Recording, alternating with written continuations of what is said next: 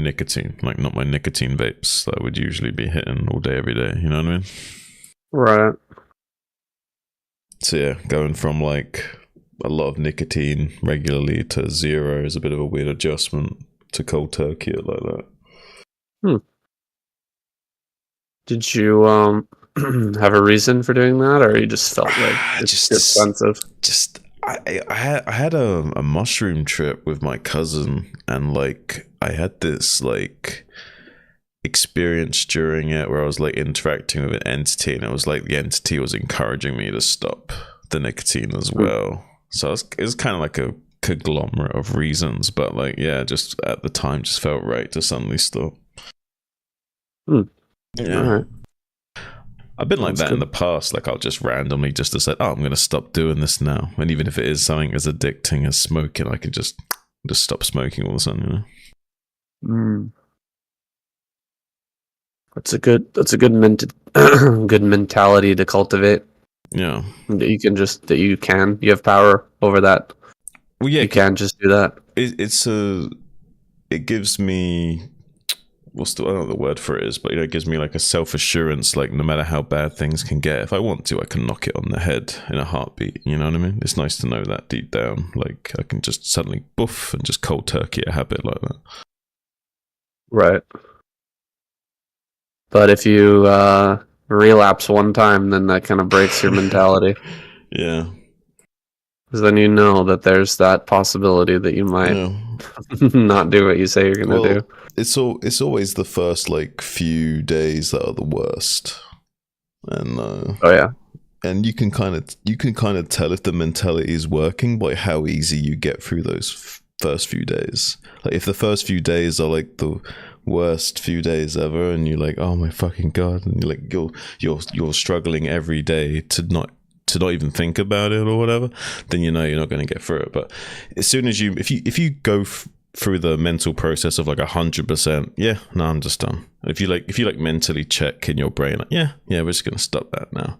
Like, it doesn't become as much of a fight to not have it afterwards. So that kind of gives me a big like, oh yeah, we're all like to green. If I don't have any like mad cravings the first few days, like obviously it's not easy, but if it's not like a struggle, then I'm like, oh yeah, I'm probably good then. If it's not like a mental battle that I'm fighting, because if there's a mental battle that I'm fighting, it means I haven't made up my mind to give up. It means I'm still my ego's still trying to convince me that it's okay. You know what I'm saying?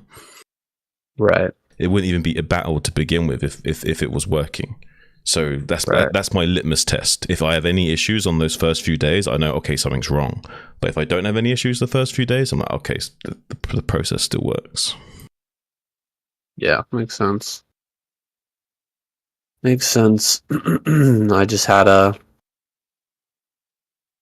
kind of one of those tests recently. Like I've been doing 1 day of fasting per week where I just don't eat for the whole day.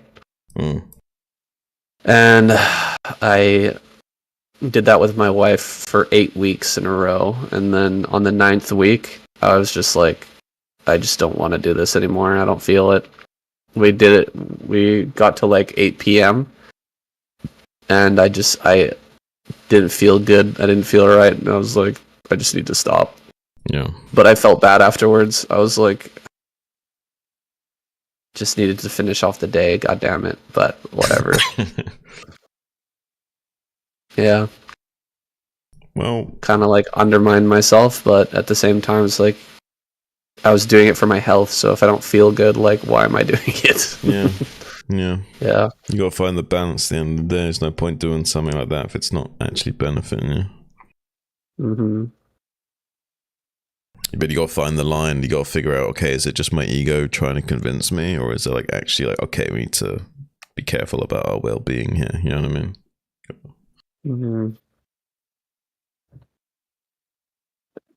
Is it just my body like seeking comfort, or am I actually not doing good? That's the hard line to walk, to discern between those two things when you've got a craving or you want to not do something or whatever. You know what I mean? Yeah. Yeah, for sure. All right. Oh, have you done the lineup, the little overlay thing? Yeah, right here. Okay. You want to see it? Yeah. Let me go live on stream as well. Link that out.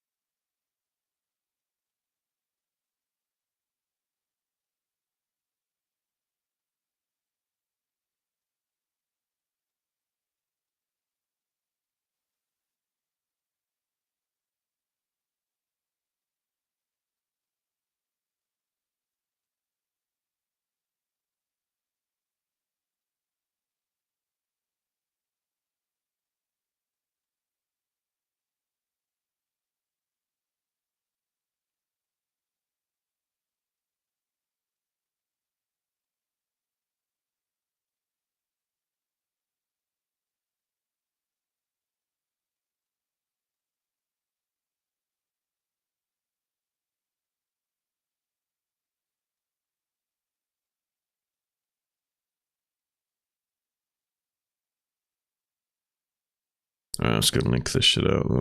To go fewer.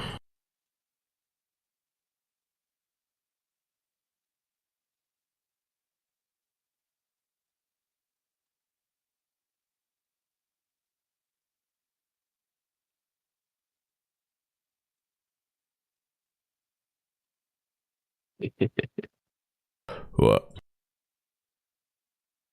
I think I'm just watching. Artosis came out with a new video. It's like a documentary style video. Oh yeah, about what? About J-Dog. Oh, J-Dog.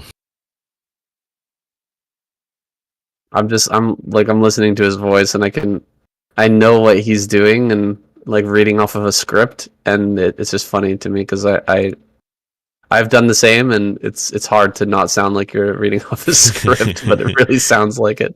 Yeah.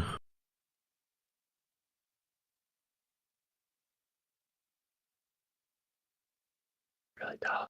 It's really tough. Okay. Shall we? Yeah. I'm just finishing off a few links.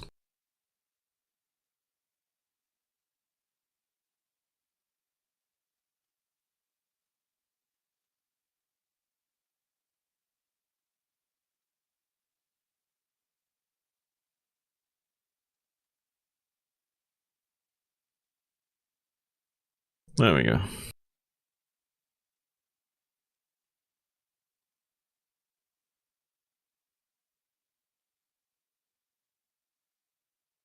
Good? Yeah. Set? Yeah. All right. Okay, go ahead and start your recording. Oh shit, wait. I need to open Audacity, I forgot about that. Okay.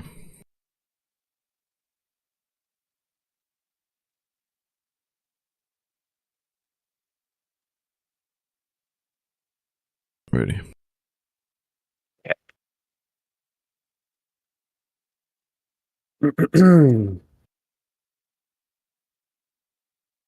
Oh, darn.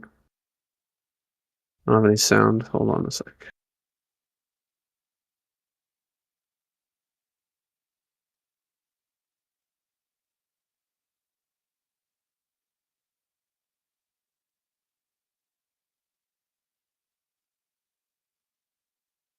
킥백에서 인사드립니다.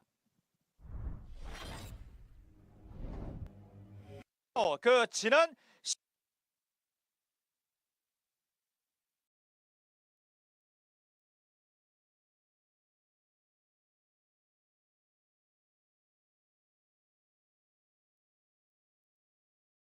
Free up a little space here.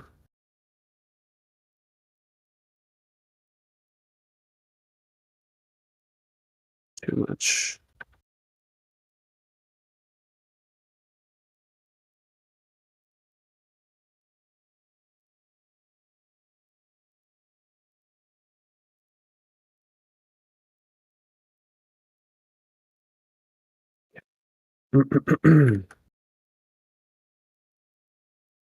(10월 3일에) 인사드렸고 오늘이 (10월 17일이니까) 딱 14일 만에 주로 따지면 딱 2주 만에 인사드립니다. 1경기 도재욱 선수, 황병영 선수가 여러분께 킥백에서 인사드립니다. Hello, everybody, and welcome back to the KCM. I know it's been a while. We had a brief hiatus last week. I guess there was some construction going on in the studio, but here we are in week 6. And you know it's going to be a good one, because look at this lineup. We've got a ton of fantastic players here. Should be an awesome week. I'm really looking forward to this. Nice.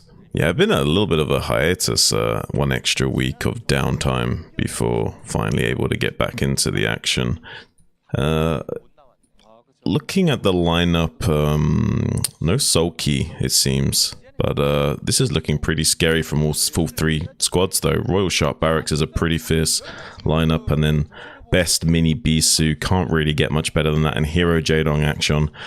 Yeah, that's not far from being one of the better squads that Zug can also field. So this is pretty stellar across the board, it seems. Yeah, Rain is missing, but Rain is never joining the KCM anyway. I think he's got more lucrative things to do when it comes to streaming. And we don't have Snow as well, but this is a very, very good lineup. I'm especially excited to see Sharp play. We're starting out here with Barracks, though, in the bottom left-hand corner. Best is in that bottom right. Kickback has given us some very interesting matches, but what do you think of PvT on this map? Yeah, I'm not too sure about PvT on this map, honestly. I feel like there's a lot more issues that Protoss have to contend with, especially with how fast this second and third become mined out. You've got 1,200 minerals and only like 3,000 gas, so I don't think you can kind of get those mid to late games set up so easily as that Protoss want to with their like fast fourth into 5th base, and you haven't got this same kind of macro engine that you would usually have. You're forced to expand more aggressively. Equally though, with the Terran kind of being contained on this quadrant, there is no easy 4th base to secure, so I imagine we'll see some kind of timing push out of the Terran player to both attack and defend simultaneously and secure a 4th base in the mid game. I'm not too sure how he's going to accomplish that against the likes of Best. Best is extremely adept at building up a massive, powerful man-toss kind of style army, just designed to bowl over and break even the most impregnable of Terran setups. So I'm not quite sure if Barracks is ever going to get a 4th base here, but I think that's the main issue on this map, is the 4th base timing for Terran and the late game setup for Protoss not being as easy to navigate. This is a little unfortunate for Best. He's built a Zealot in the early game, and he's up against a wall. The unlucky... Oh, wow! Hey, there we go! Ooh. Hopping the Zealot over with the probe. That was a very nice move. I didn't even think about that. It didn't even cross my mind, Shun, that you could do that, but... I guess, yeah, of course. You can try to hop the Zealot over, and he does it on the first try, right before the Marine pops out. If he fails that even one time... Yeah. We're going to have the Marine hitting the probe, and then that pushes over. Wow. But there we go. Another one gets over immediately. Wow. That's not easy Twice to do. in a row. Yeah, it's not easy to do. No, it's not easy. Especially when you're under pressure like this. Pretty good effort from Barracks here, trying to utilize the SEVs to create some distance between these Zealots, but it doesn't really matter. I mean, Best is doing a great job of just circumnavigating around those and getting a lot of damage onto these Marines. Barracks is desperately trying to keep these Marines safe. He's just barely able to do so, but a lot of SEVs losing mining time here, and that's not much income to speak of for Barracks right now. This is a big economic lead in the early game for Best now, despite not getting critical damage to the Marines like he initially wanted. Yeah, this is a big slowdown. It's not going to end the game, but it's definitely giving an advantage. And oh, Barracks, he does not want to play this one out. After taking that much damage, he decides to throw down another factory in the middle of the map. 2-fact play has been coming back into style, Shun. Yeah.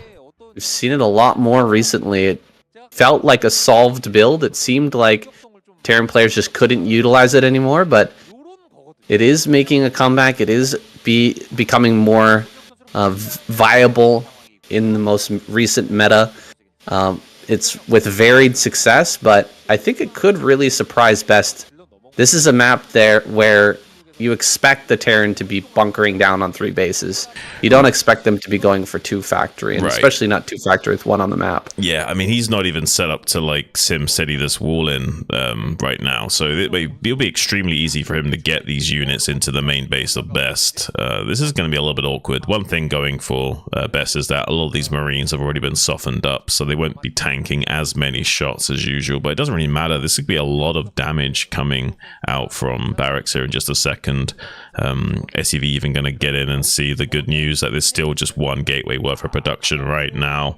These other 2 gateways are going to take a long time before they kick in, so this 2 to 1 advantage of having these 2 factories to just 1 gateway of Best will give a little bit of a pressure window available now for the Terran to exploit. Just 1 tank and a few vultures and a handful of Marines might be enough to gun down these 2 goons, with the 3rd goon just popping out now. He's got to go quickly because 3 more goons are going to pop soon. It's going to be at 6, which is way more than he can handle. So he's going to run right in here, throw down mines on top of these gateways. As these next few goons start to pop out, if they hit mines and get killed off, I mean, he could snowball this. However, he is losing a lot of these Marines. Almost all of them are gone. None of the Dragoons have fallen so far. There's the first kill. A second kill, and this last goon could run forward into a mine. Let's see if he drags the mine or not. Oh, great mine connection there, but the tank goes down. Vultures just sprinting in. Another tank arrives. I wasn't expecting the second tank, but there it is. Hits that last Dragoon. This is getting out of control here. Best is losing so many probes. He's pulled them off the line to try and deal with this tank, but there's still a bunch of mines here. Okay, there we go. We have the observer at least. Tank is surrounded by probes, but I don't think it's going to be enough to kill it. Vulture's coming in to assist, and that one last tank is going to go down most likely, but there's another mine going off. Oh, it gets picked off just before 5 kills on this Marine. Oh man, the Marine has done so much. Yeah, this is and you know damage. What? Yeah, Barracks has done it. I mean, the Barracks would definitely have done it had he not lost the Vulture in the natural expansion. Best did a good job of killing off the Vulture with a probe, so he didn't lose too many probes in his natural expansion. If he can somehow not lose any more additional probes... Oh, needs to be careful with these spider mines all over the place. Yeah, he's got 2 Nexus to just the 1 command center, so if he can just avoid losing any more probes, he'd be in a great position to kind of restabilize, but... Barracks has done so much damage to his economy. That one Marine just getting 5 kills total and so many more additional probes going down now even. Oh, that huge mine hit. Gets another Dragoon and a couple more. So many probes are dead. This now might be insurmountable damage to the economy of Best now for him to recover, even though he's able to make 2 workers at a time for this moment. It doesn't really matter if he's lost too many probes and the command center is now catching up for Barracks. It brings him back into the game again.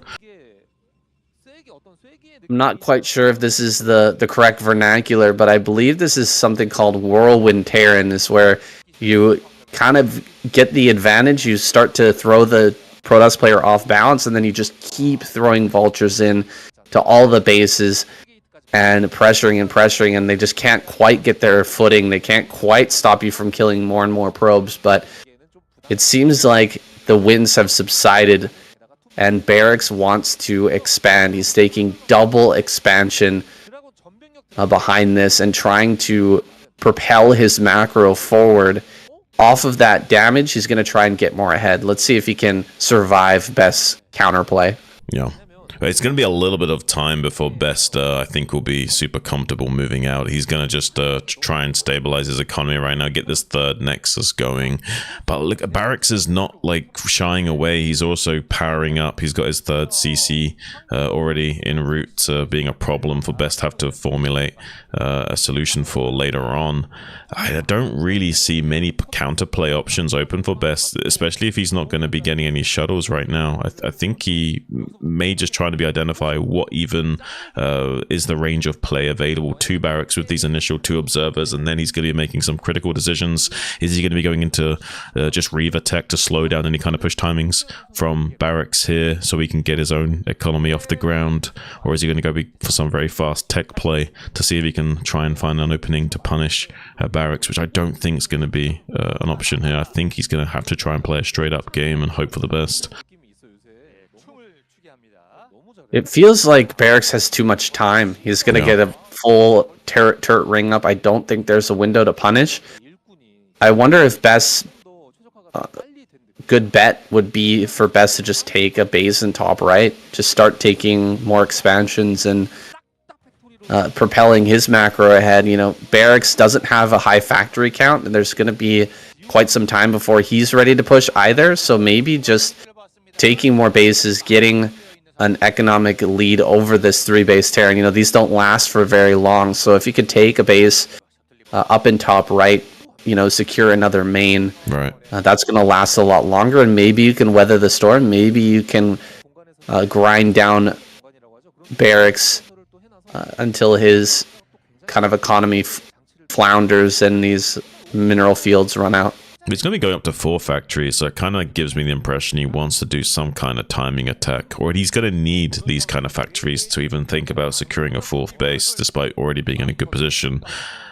We see the Citadel coming down from Best already, which may be a sign that he's worried about a push coming out from Barracks, and he knows that he needs these legs online for his Zealots as soon as possible, so he doesn't just get bowled over. Well, here comes the Reaver, taking a look at the 3rd base for Barracks. He sees that it's probably not a good idea to fly in there.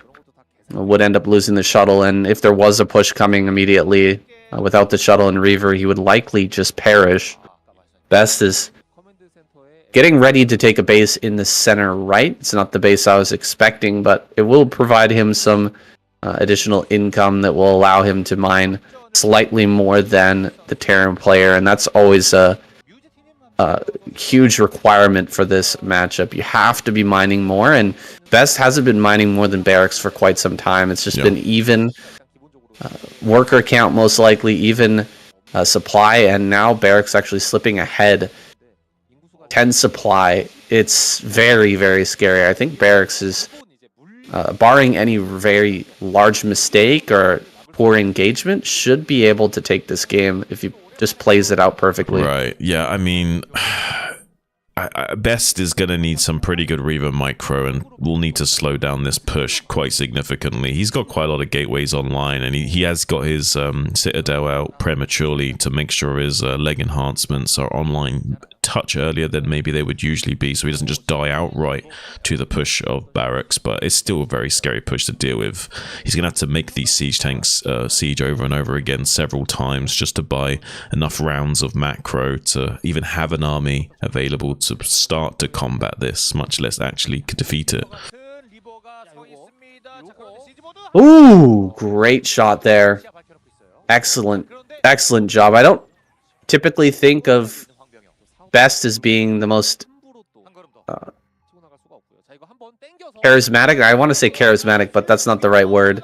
You know, the best player with the Reaver, but he's doing a good job so far slowing this down.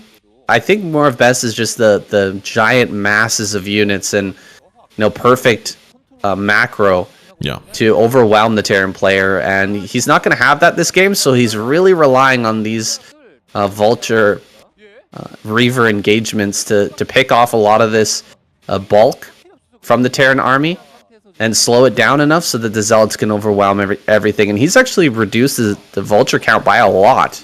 And as the Zealots come in, where are all the Vultures? They're sitting in the rally point, and the Zealots just get right on top of this. Dude, oh no. What happened to Barracks? He's just falling apart. This is like every Terran player's like nightmare. They get into good positions. They do one critical error with the move out, and it all just goes down the drain. And Best is just like wrapping his guerrilla arms around him and taking advantage of that tiny little mistake and over reach from Barracks. And pretty much all the entire tank count is now reset. I think there was like 1 or 2 tanks left now.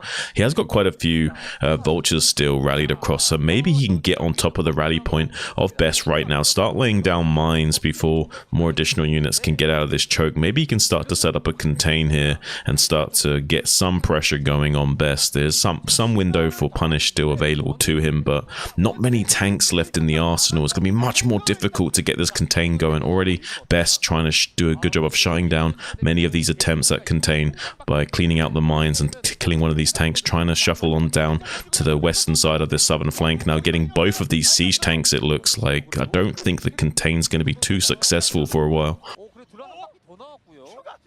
So many Dragoons popping out. This massive gateway count. And dude, it is a Terran nightmare. Just sending in the tanks, these bleeding tanks over and over and over again towards this natural, losing them one by one now. And his tank count is still at about 2 to 3. No, 4 total. This is brutal. No. Barracks has kind of thrown this lead asunder, and he's got 1,300 gas in the bank. Maybe time to add on another machine shop and start utilizing that gas. He's trying to take a base in the center left. We'll see if he can get away with that. I think that Best has very much taken the lead in this game, and it's a sad thing to see because Barracks had so much going for him in this game, and he's just completely thrown it out the window. It really is, again, like you said, the Terran condition. So many Terran players will do stuff like this. It was the bleeding of the vultures into the Reavers, and then not reinforcing the tanks with more vultures in time before the Zealots arrived. Right. And that's just overwhelming a superior supply count with just a little bit of finesse. It's impressive to see. Yeah, no, this is like even worse than it would usually be because like the onus is kind of on Barracks to expand. He's going to be mined out way quicker than usual. Like he's almost mined out on all 3 of these bases, whereas Best is at the very least has got this 4th base to surplus for a little while. So yeah, like this is a really rough situation for Barracks. We need a 4th base, and it's a light year of distance to cover to get there, and a lot of positions to exploit for Best along the way. So this is a really rough position for Barracks. We built up a pretty sizable force now, but now this is a force that we'll probably have to use to slowly get out onto the map to expand rather than attack here. So if this was a regular game, Shun, and I was looking at this, 169 supply to 149, that's not bad at all. This is for okay. A Terran player. Yeah. But we had a supply lead before, and we managed to throw it away. Oh, this dropship goes down too. That's so brutal. And so I don't, even though the supply is close, I don't feel a lot of confidence that Barracks can just overwhelm and beat Best in a straight up engagement, because Best has already shown he's completely capable of taking these fights, and now he has Storm as well. Oh, he didn't close this up, and he doesn't have a Nexus in top right, so that's a pretty big pain in the butt for Best. Yeah, he's gonna have to send some Dragoons over here to deal with this. He can't take a 5th just yet, which is great for Barracks. But Barracks, yeah, he really needs that 4th base. Yeah, he's kind of pinned down for now, unfortunately. Like he knows that if he makes one small misstep, the whole game's over. He's got one chance at securing this 4th base, so he's gonna just build up as much of an army as he can. It's like 165, 170 seems to be the go time for him. Start moving out towards this 9 o'clock position so he can start to get a 4th base online. If he can somehow secure it, it's going to be great, but Best is going to do everything in his potential to slow this down and maybe look for a moment of weakness to exploit by running in and picking off tanks as well. But I don't think he's going to be successful at bowling over this army quite as easily as he did before. I mean, I say that so many times when I look at these positions. Like somehow Best does seem to like kill armies that he shouldn't. Gotta be careful walking over your own mines. Barracks gonna turn around as soon as he sees the army coming up to meet him. Moves farther northward and gonna set up just outside of range of these Reavers. This is a scary moment here for Barracks. Best can dive in at any moment, but right now the army is kind of tucked behind this wall on the right hand side, and it's not an easy engagement to take. So Best is going to wait until he is completely maxed. He is now maxed, and the army is slightly out of position, slightly in a more open area where he can push through. There are walls on this map. Oh, great D-Matrix there, dealing with the Scarab shot. He did take a lot of damage from that, however. Yeah. On some of these tanks, a lot of them are softened up. and he still can't put down this CC. So Best has done a great job delaying this. He's slowed it down so much. Oh, and he's going to get a tank as well. Very annoying stuff. Yeah. Finally, I think, going to push this out, but it's just been so long. Yeah, it seems like Best is doing a lot better at this element of his gameplay than he would usually. Much better at getting some control over the game with a little bit of finesse, utilizing the Reaver tools. Now going to be coming on the southern threshold and just clearing out all of these mines as quickly as possible while all these tanks are out of position. This is one of the biggest issues of Terran mech, is that it's hard to keep your army fluid. They got to move around, siege, unsiege, and move back into position. Very easy to keep like pulling the Terran to and fro and exploiting that positional weakness of Terran, and never really engaging them head on, just finding ways to skirmish with them on the periphery and also coming into these pockets of expansions when they're weak. He's looking for those opportunities over at the natural. Once again, going to start to push forward, but just a couple of tanks on the high ground to the south of this position would be enough to slow this down significantly, eating a lot of mines, dropping out the storms though, and taking his chunk of meat, his chunk of flesh out of this Terran army, dropping that supply down to 130, but Barracks feels confident now that the storms have been spent to start to push forward against this. He's also going to come in with this Reaver. Oh, 8 kills on that Reaver. I'm not sure if those are all SCVs, but that was a lot of damage. 9 kills now as the tank goes down. Barracks is going to lose potentially even more SCVs if this slug can make its way down to this mineral line. It seems like he's not paying attention to that just yet, and there is a mine to the left of this, so maybe that gets picked off here in a second, but trading against vultures is always fantastic. He does get one more, but loses that Reaver. No. The harassment is over, but the damage was done. Yeah, really impressive, especially getting the Reaver right on top of the mineral line to make sure that it glitches over for the game. Look at that beautiful chunky storm, though. Wow, that's like 6 siege tanks in one siding storm. Huge storms, absolutely obliterating the tank line for Barracks. There's nothing left in the tank now. All the gas has been spent, both metaphorically and literally now, even though he's got 3,000. Like, he's not going to be really mining. He's got 1 base worth of minerals and 3,000 gas.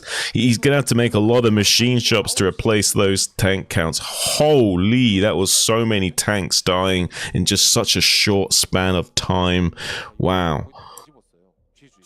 There it is, GG. Yeah, Best just skill checking Barracks over and over again. Okay, move back to your 4th. Now move back to your natural. Now move back to your 4th. Now move back to your natural. And then, oh, you brought all of your tanks together and you siege them on top of each other? And here's my shuttles. There we go. Yep. Drop on top of everything. You're not spread one time, and the game is just completely over. Beautifully done there by Best, though. Can't take anything away from him. He brought this game back from an insane deficit. That 2 factory play I thought was going to end the game gave such a big advantage to Barracks, but Best managed to bring it back. Just very impressive play from him, and he's going to move on to face off against one of these Zerg players in game number 2. Let's jump right in.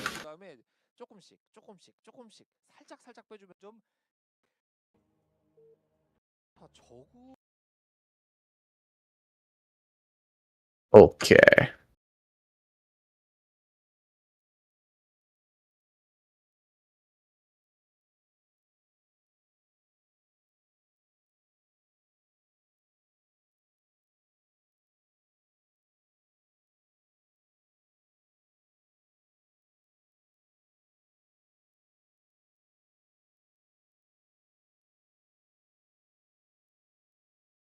Okay, ready?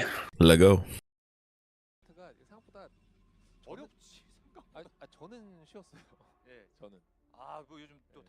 Here we are. Game number 2 is going to be on Shun's favorite map, Monty Hall. Yeah, boy. We've got Best in the top left, Hero in the bottom right. I wonder what kind of strategy Best is going to go for. I mean, it doesn't really matter what Hero had in mind, because Best is going to do something cheesy. He's sending a probe down to the mineral patches over on the left side of Hero's base, and it looks like he wants to... No. What is he... What is he actually doing? This looks like he's going to do the Flashes version of the 9-9 gate, where he's going to make Zealots far away from the wall, and then eventually make a gas geyser, and then convert the mineral wall using the gas geyser to mine out the wall with the assimilator. I think he might be doing that. I don't know for sure, but I think this is what he's going to do, because he wants to hide this as much as possible. So he's going to build the Zealots far away, and then mine out the wall utilizing the gas, because you can obviously mine out the wall and then put the probe into the gas geyser, convert that mineral patch into a little gas canister, and then mine out the mineral wall again, and then just let the Zealots rush in. And I did this play to some Zerg players back in the day when I used to play Protoss, and it works pretty good. So I think that's what he's doing. Interesting. Well, Hero's sending an Overlord in this direction, so Best might have a bit of trouble making that play work. We'll see, though. He could, of course, just hop the Zealot over like he did. Yeah, he might be doing that in our last match. With just the one gateway, I think he is doing that. Yeah. Makes sense. He's shown that he's pretty darn good at making that work, so I guess that makes sense. We're just going to send in one Zealot, maybe two. Try to get them into the main and deal some harassment to Hero, who doesn't have his pool finished yet. He's looking to take a third base to the north, but he sees what's coming here, and the drones are going to come down. What are they going to do? Are they going to try and hit the probe, or to help glitch out the Zealot as it comes over? I see. Well, that didn't work too well, but we do have Lings on the way. The early spot was critical.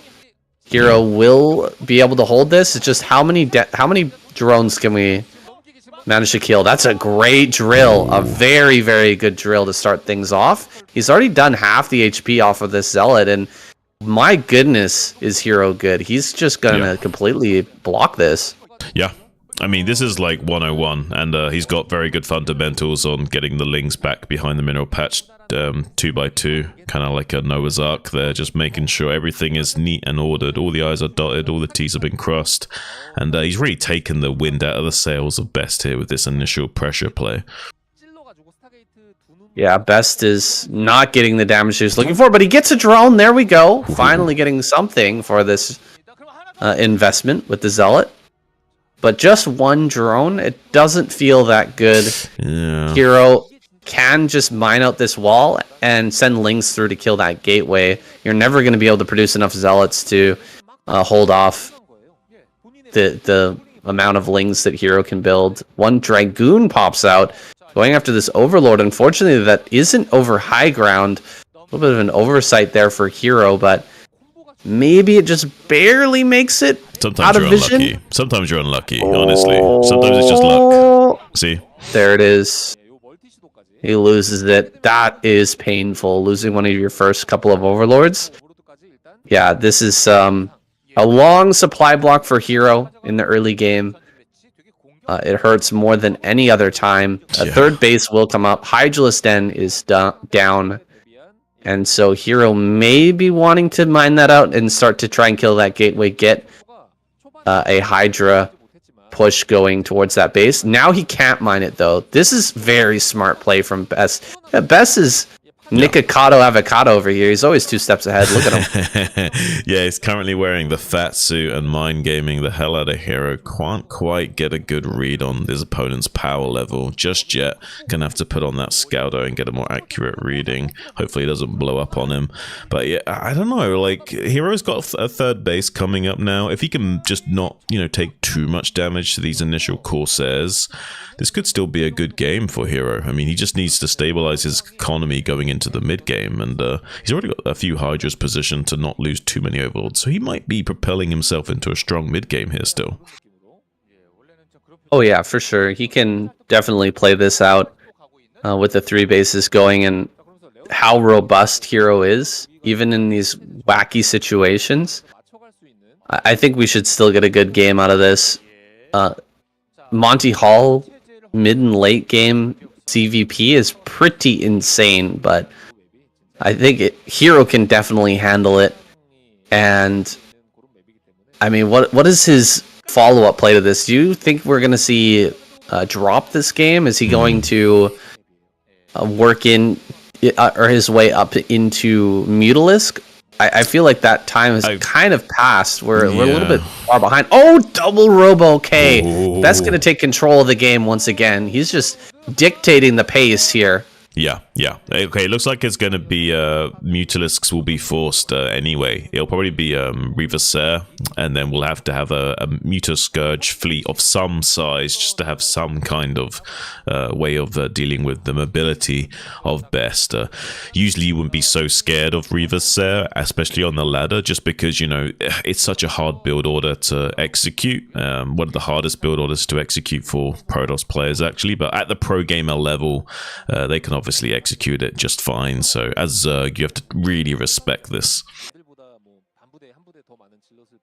I'm worried for Hero with this build order and the little advantage that Best has started this game off with. If Best just land, like the big problem, guys, with Reaver Serre and why it's so hard to pull off is because it's very difficult to get a third base. Yeah. And you know that Hero will be extremely vigilant about preventing a third throughout this game. But there's high grounds in the bottom left and top right that you can just land at. Drop a couple of Reavers, build a bunch of cannons, and it's going to be very hard to deal with. Yeah, this is the one like interesting thing about this map is that even though it's a semi-island map and it has 2 permanent islands in the top right and bottom left, making plays like Reaver Serre even that little bit more deadly than usual. On a map like Polypoid, for example, much more harder to sneak up that third base on the Zerg. As long as the Zerg player has good scouting, they should be able to shut you down before you can get cannons online at another location.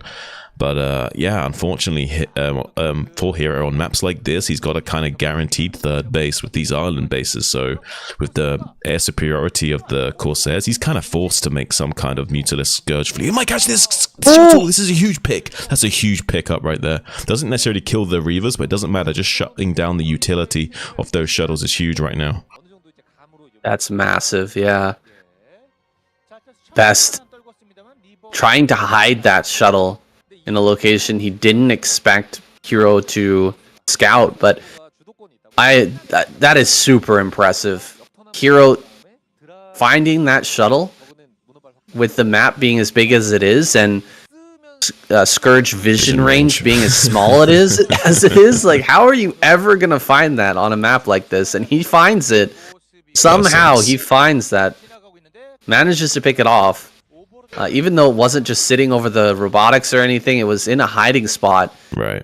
Best losing the shuttle, that's going to slow down his momentum quite a bit. Yeah, we referred to that as Star Sense back in the day. I don't think you can call it anything else, saying you either have it or you don't, you know, that like 6th sense or 7th sense, whatever you want to call it, the ability to kind of like, you know, tap into the different realm or dimension. Or whatever, and somehow get your finger on the membrane of a different reality that can kind of teach you what's going to happen in the future. But somehow this massive drop into the third base is just killed so many drones, saying if he can't get this location under control and he kills this hatchery, this game might just be over for Hero. Yeah, this is always the scariest point in the Reaver Shuttle game. Oh man, he's gonna run right in here. Can he get both the Reavers? He's gonna get both of them, and he only loses a few Hydras. This is a perfect engagement from Hero. Yeah, it's the scariest point in the game, facing off against Reaver Shuttle or Reaver Corsair play is that first drop. That first drop is when all this power that's been building up is going to be unleashed, and if you lose a hatchery and a lot of drones, you can just fall so far behind. It's unlosable for the Protoss player at that point. But I don't think this is unlosable. I think the Hero has a pretty good chance still. He lost some drones, but he cleared out both the Reavers, and now he's ready for a potential counterattack, although this isn't open. And there's another 2 Reavers coming in. At the same time, Corsair is going to be attacking all of these Overlords, potentially supply blocking, but not quite supply blocking Hero. This is a drop. He's loading up. He's going into the main base. And that's going to cause a lot of problems for Best. While these Reavers are being cleaned up, is going to be dropping into that main. That one Scarab did dud in the middle of those Hydras, so he easily cleans this. Now he's going to be losing the main. Oh boy, this is going to get hairy. Yeah. Jun, what is going to happen in this game now? So many probes are going to go down immediately. Yeah, there's a Reaver that can help out from the natural expansion, but he's not paying attention. He's going to the shuttle. Oh my god, not like this. Holy oh, I can't believe it. This is he's now slugging it out with the other Reavers. The shuttle brings back 2. Going to start going and work with the Scarabs on cleanup duty on those Hydras there. Have reduced the count to a manageable number now, but did lose a lot of mining time and isn't mining in this bottom left island base yet as well. So after killing that base of a Hero, kind of resetting his own economy a little bit here is best. So kind of the power of scales have kind of evened out a little bit, damage on both sides. But I don't know, I feel like if Best can recover here and kind of stabilize, and you know, I feel like this could be a very dangerous scenario for Hero. He's now back to 3 bases again, and you know, now Best has this 3rd base unchecked. I don't know if Hero knows about bottom left, but I feel like he would suspect. Yes, he should assume it. You would suspect immediately upon, you know, playing this map with Reaver. Oh, he sees it now. He sees it. He's confirmed it. He's sending the Overlords down there. He's going to try and deny the space. If he can get in there and kill that, would be absolutely massive in bringing him back in this game. He is falling further and further behind as time goes on. Here comes the shuttle. Oh, he can't pick it off. He does have Scourge, though. Ooh, 12 HP on that. He could get this. You just need to get one more shot on that. Oh, just 2 more shots are necessary, and so it will survive long enough to drop the 2 Reavers, but one of the Reavers does get picked off. All the cannons are gone. Just spread the Hydras and send them in one by one. Should be able to deal with this one Reaver. And keeping Scourge just north of this position will prevent any more reinforcement. He does pick up and leave, though.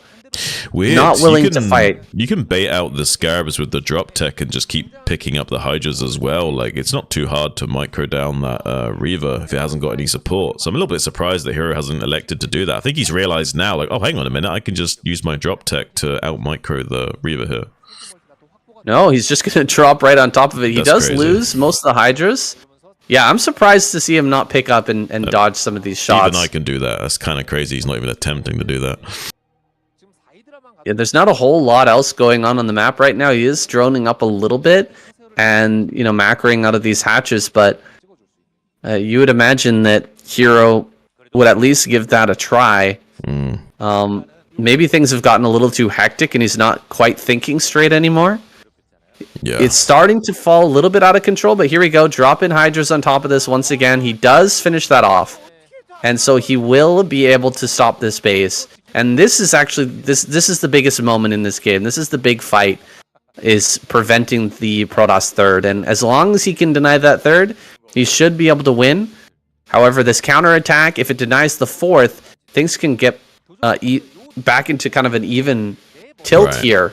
Yeah. Between these two. So it's about denying bases right now, and Best has to deny one more base, otherwise he's going to fall desperately far behind. Yeah, but I mean, if he loses his own mining, he's kind of just dead, because this 3rd base is already kind of been isolated. There's only 1 cannon here. If he hasn't got any Scarabs in this Reaver, it's going to be maybe lights out. He's got at least 1. Yeah, he's only just now started to build Scarabs, so he can't even shoot at the maximum rate of fire at the moment. So yeah, no way he's got defending against this Hydralisk just opening up his whole position now so easily, and there's only 1 cannon in the main base. I don't know if he can even hang on here. I think Best is just dead.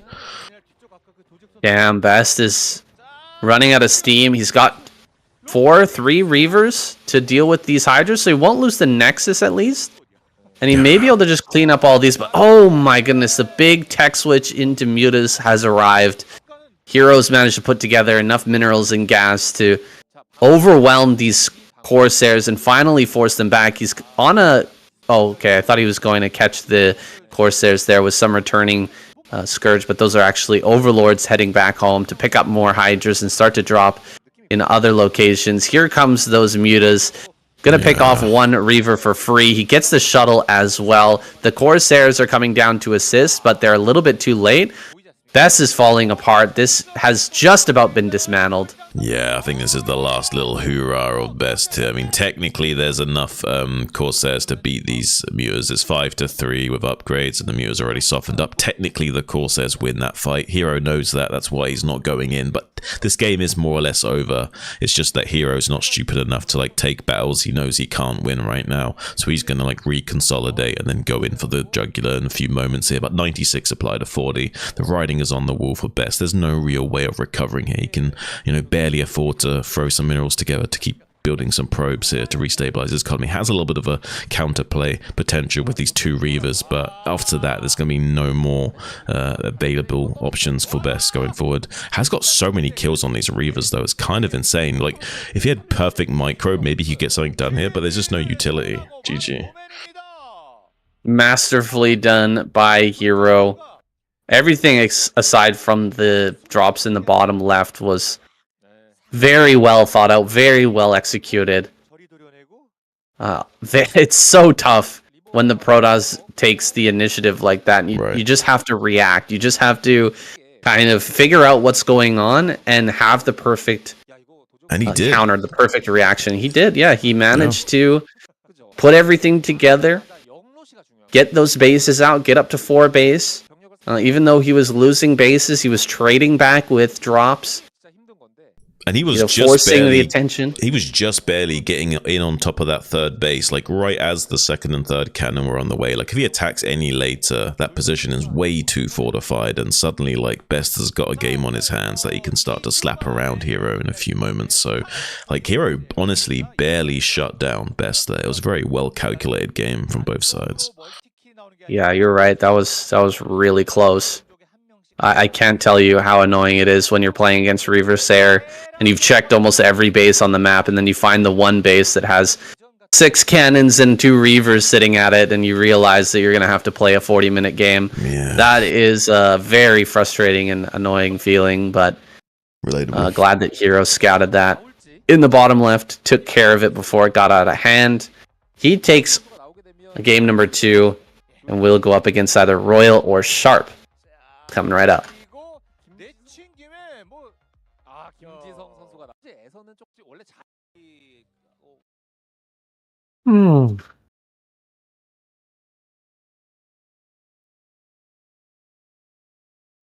There we go.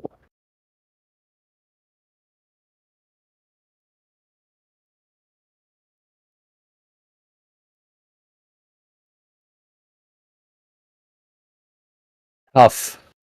Yeah. Very tough. Very tough to pull off that strategy. Yeah. It's definitely the map to do it, though. Yeah, it's a really good choice to pull out Reaver Sarah, honestly. With the guaranteed island as a 3rd, it just gives you so many more options. Mm-hmm. This map's going to be a little bit tough for Hero, though. No easy third. We'll talk about that a bit in a second. Yeah, Minstrel is weird. Fun, though. It's not a... Yeah. Interesting. But, yeah, it makes for interesting games, but very weird. Yeah, there's no obvious answer in this map. That's for sure. It's like a ladder of chaos that you got to try and figure out a way of climbing, and the way to climb it's not always obvious. Mm-hmm.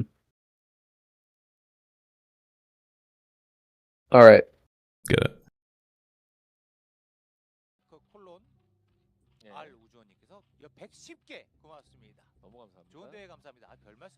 Royal is going to be sent out next. He's spawned in the top left on Minstrel, and Hero down here in the bottom right. He's got his work cut out for him. It's a tough map for this matchup. Not a great location to take your 3rd base, and a lot of times we see players go for Hydralis Defiler to try and control the game here. Well, it makes sense. You have so much less gas, so it makes sense you'd want to, like, you know, try and mid-range your unit composition out with more hydralisk density, but also the way the lanes are structured, you know, it's very like tight tunnel networks you got to worry about. So things like lurkers and what have you, like, have so much more value. So it makes sense that kind of composition flourishes, right?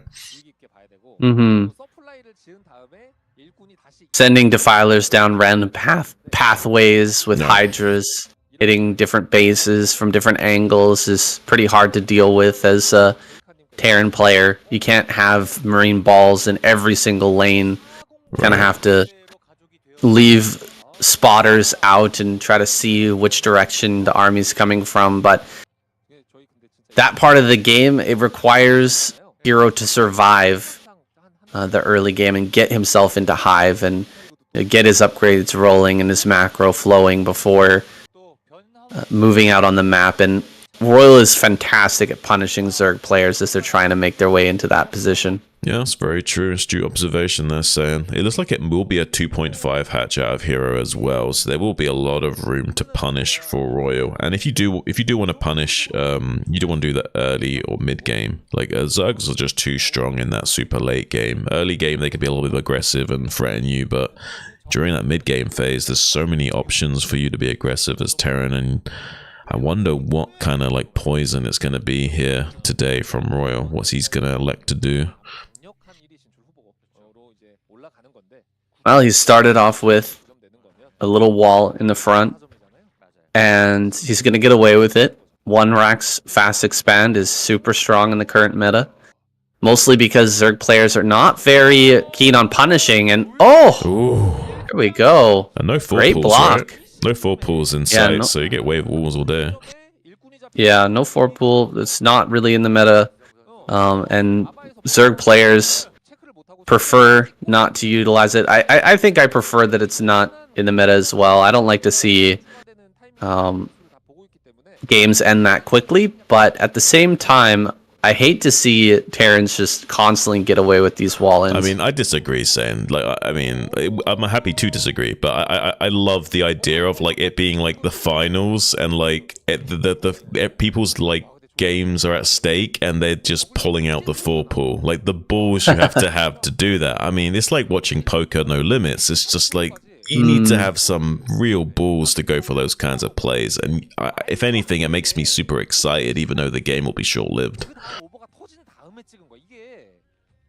Well, we can agree to disagree, but we don't have 4-pool today. Hero's going to play a nice long game, and with the 2.5 hatch, he's going to have some good macro behind this, enough to contend with Royal and whatever he's planning to do.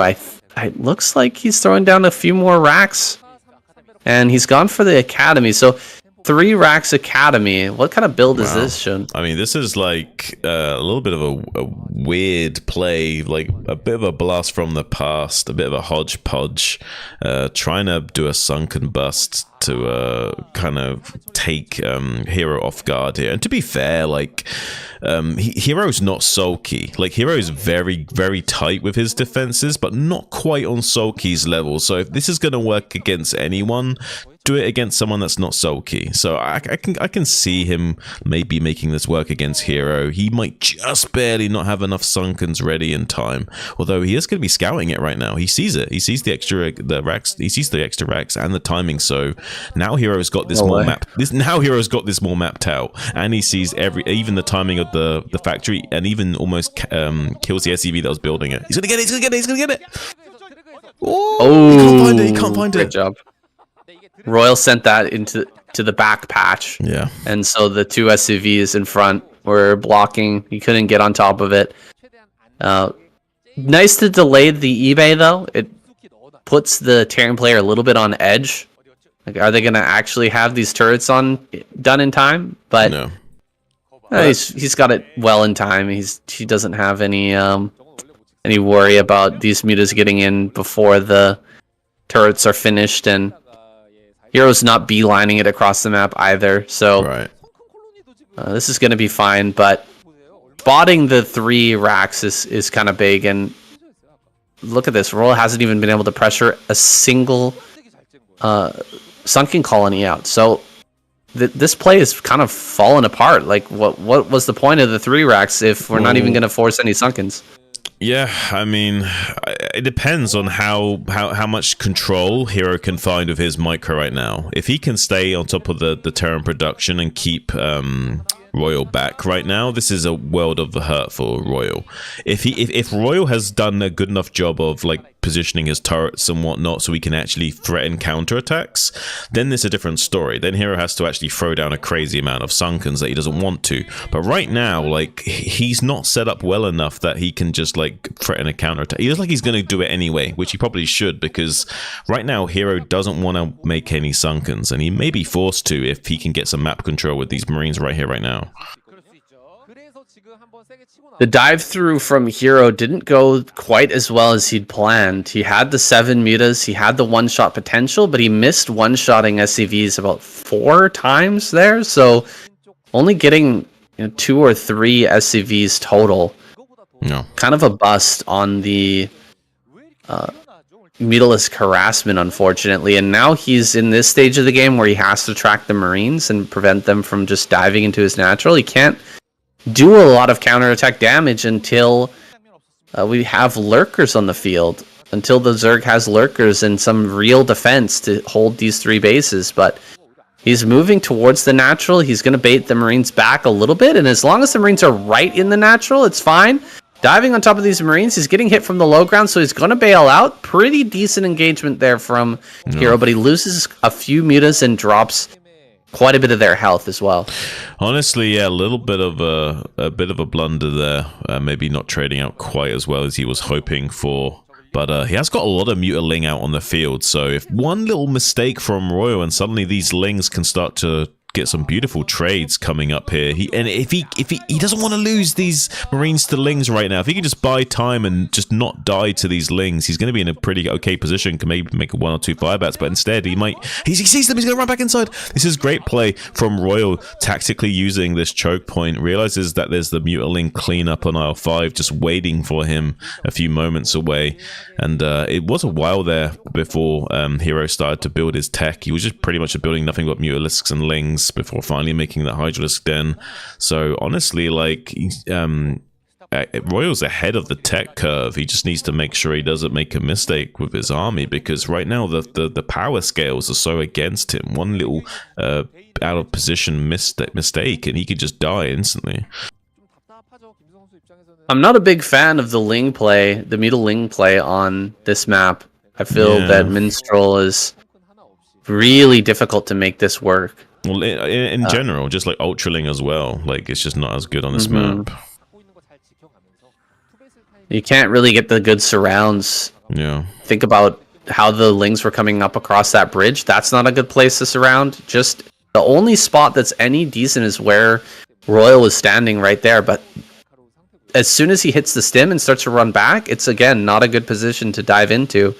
So I really don't see a great opportunity for Hero to kill this army, and he spent so much money building Lings, and those are not drones that should be mining at these bases. Right. His hive is coming up, and his lurker upgrades should be finishing soon. But I think that Royal has weathered this storm, and he should be in a good position to push across the map in just a few moments. He can really put on the pressure, and Hero's not going to be ready for it. He's going to be in the midst of droning and getting into his, macro hatcheries and getting his upgrades and all that, and there's going to present quite a few opportunities for Royal to try and put on damage. Yeah, I think there's going to be a lot of opportunity for Royal here, but to be fair, like, Hero is sitting pretty healthy at like 100 supply, and he's actually getting his lurkers across the map. This is actually a bit of a mistake from Royal. He's not got any map control, so now the lurkers can start to tighten the noose around him, and then the defilers will get way too close to his rally point than he would like. So this could spiral out of control very quickly for Royal if he doesn't resecure some ground from Hero, and these defilers will start to come and knocking on his door from the center or top lane here. This could be a great way to forego, having to defend the base in the top right.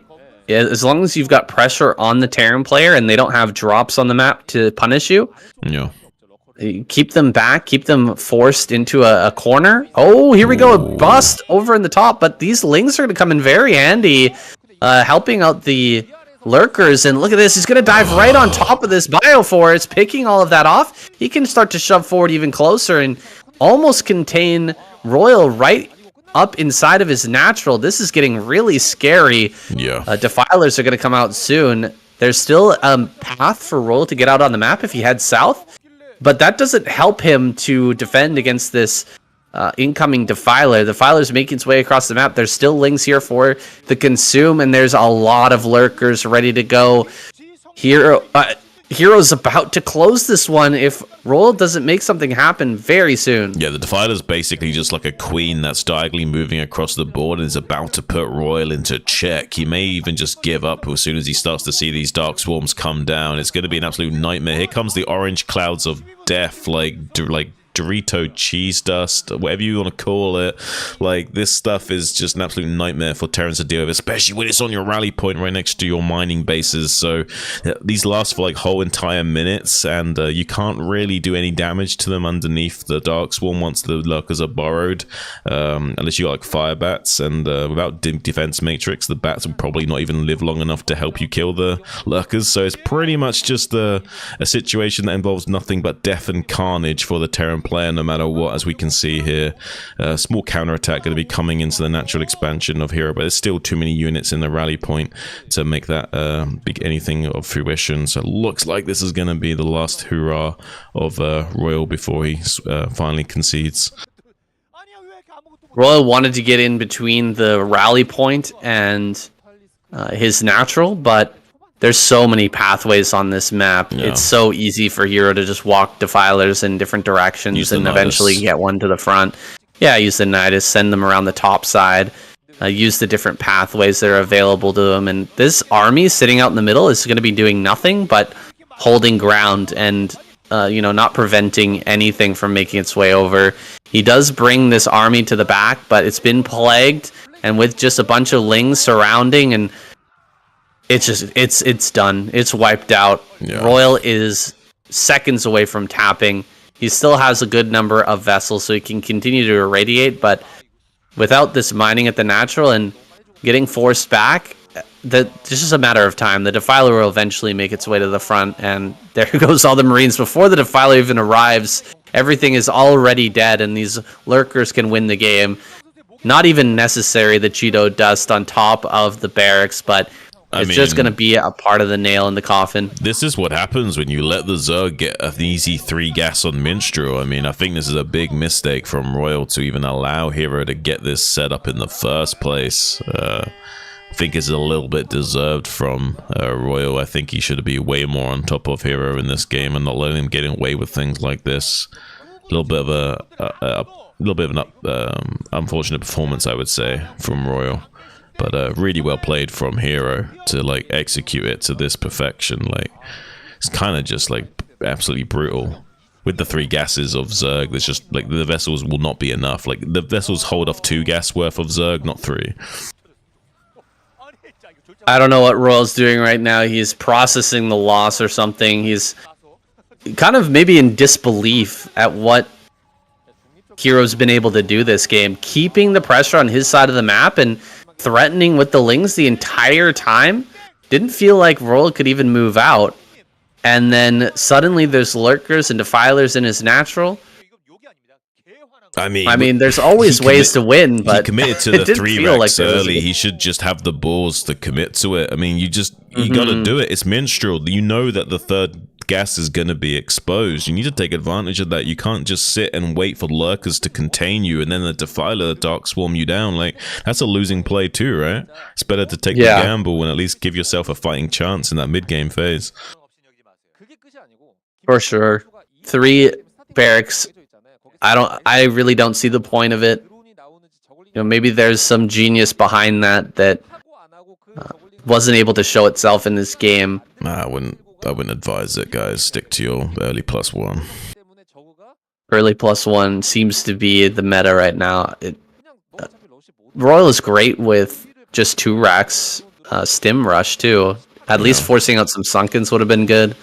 it's very hard to defend with Sunken in top right. If you just do a 2-racks play and, get out there at 5 minutes, you should be able to do some damage, right? You should at least be able to force a bunch of Sunkens in top right. But he wasn't able to do anything and paid the price. Yep. Jump into our next game.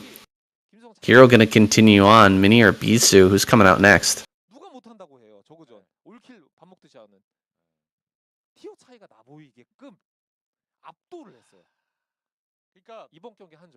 I thought he went for that early 3-racks to kind of like guarantee just coming out on the map and challenging for it anyway, no matter what, knowing that there's going to be an exposed third gas. And I was like, okay, that kind of makes sense if that's your logic to doing that build. But he didn't even try and do that, so it doesn't make sense to me.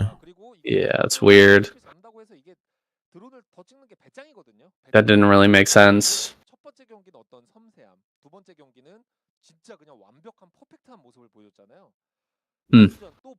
Is what it is.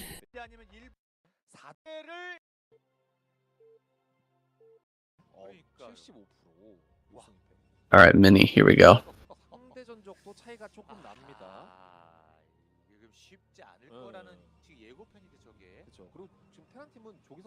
Mini, the next opponent for Hero. And Hero, you know what, has the opportunity to all kill. Yeah. In this week of KCM. He's on the way. He's the last person who will have... Oh, no, wait. There is still a possibility. If Hero gets beaten by Mini and Mini takes down all 3 Zerg players, that's a potential reverse all kill. But just 2 more wins. Mini and Bisu. Well, he's got to beat Sharp as well, but if he takes down Mini and Bisu, Hero can get that all kill prize. 800,000 won. It's about $800. Am I right about that, Shun? I don't. I want to say that's correct, but it might be 8,000. Is it 800 or 8,000? I mean, it's one of those. I don't know for sure, guys. I'm not sure at all. So here's how I remember. Japanese yen and Korean won are 1 decimal point different. So 800,000 won would be 80,000 yen. Okay. And 80,000 yen is $800. So that's how I would remember. 800 Canadian dollars. American, it fluctuates a lot between Japanese yen and American dollars. I think it's around like 147, 149 now. So it's obviously a lot less in American dollars, but there's too many monopoly currencies to remember. Basically in Korea, you would spend it like $800. It would go a lot further in Korea than it would in, say, America. Well, it's still a nice little chunk of change to scoop up no matter what it is. 800, 8,000. These guys probably just want it out of principle. They see those chips on the table and they want to win the hand. So I'm sure whatever it is, 60, 600, 6,000, it don't matter. It's mine. Well, Mini's going to open up with 2 gateway. He really wants this win. Unfortunately for him, cross map is going to be difficult to get damage with this. Yeah. He hasn't even spotted his opponent. He finally sees that he's in top left. Yeah, good job. And go ahead. I was going to say, good job picking like going in base 2 gate the one time you cross map, right? Right. And on one of the biggest maps in the pool as well. Pantheon, so big. Maybe he just didn't want to play a straight up game and wants to get this one over with. I'm not sure, but maybe he was just hoping that he was in close positions and then he would get lucky. There's the 2 zealots. Oh, he's managed to dodge it, so he's hiding it pretty well, which is good. But we've already got a lot of lings out. Is he popping drones behind this? No, more lings are coming. So Hero sees the 3 zealots now. He can continue to build lings. There's not a lot of probes with this. I've seen a lot of Protoss players pull 3 or 4 probes with this attack. Well, that was the original. That was the original attack. Was 3 probes, 3 zealots. Now it seems to be the modern meta is to just send like 1 probe. But I think like if you're going to commit to it, you might as well commit with the 3 probes, 3 zealot. I think if Mini wants to continuation into an expansion, that's why he's not doing it. He wants to give himself more like counter plays to like, you know, continuing the game through an expansion of his own and what have you. Wow, Hero's just going to go across the map with all of his lings, sacrificing the third to try and do some counter damage. Zealots are in the middle of the map, and they might be caught. He could catch them against this wall that's just to the north. Yeah, he will. He's great catch here from Hero, dealing a lot of damage to these Zealots, and this is going to make that counter attack even stronger. And he can't build as it comes in. And he can't build a battery close to the ramp as well right now. There's a battery actually in the natural expansion. Has to commit to the natural expansion, which gives more surface area available to Hero here. Trying to do a good job of getting surround on these Zealots. Probes helping out a lot though. Finally the probes start going down. He has to concede ground. Back onto the high ground now. Both Zealots popping like zits though, unfortunately. Does get some recharge on these other two Zealots that are out in the periphery, but they're dangerously low on HP, about to go down. So it looks like Hero is doing a great job of closing in with these lings and causing some absolute mayhem. Sunken's doing a good job of buffering back at home. Zealot does get into the main base, but with some lings coming out of the egg, should be able to clear that up without losing too many drones, maybe one or two here. Yeah, one drone goes down, but Mini kind of left those Zealots to their own design in the natural, just letting them walk in and fight, and they ended up fighting that Sunken colony for quite a long time, getting a lot of value out of that Sunken, and Mini not microing well enough back at home either. Kind of being beaten on both fronts. Hero out microing on two sides. Really impressive and stuff. Taking him down, yeah. Very good decision making there from Hero. As soon as he saw that play coming, instant Sunken in the natural, just give up the third and immediately counterattack.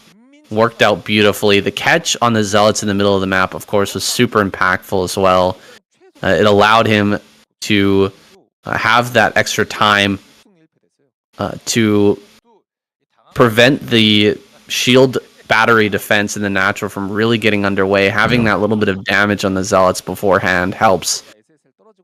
And wow, Hero is on his way to an all-kill. Only 2 more wins are necessary. Can either of these two players bring it back? Sharp is on fire lately. He's the guy I said I was most excited about watching play today, so I hope he can take a win over Hero. Let's see if he can make it happen.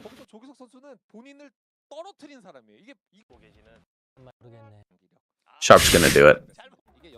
That shot of Naura made me laugh for some reason. The what? There was a random shot of Naura with sunglasses on. It just made me laugh. Like the way his hair was ruffled up and the way he looked. I don't know. He just always gets me giggling for some reason, that guy.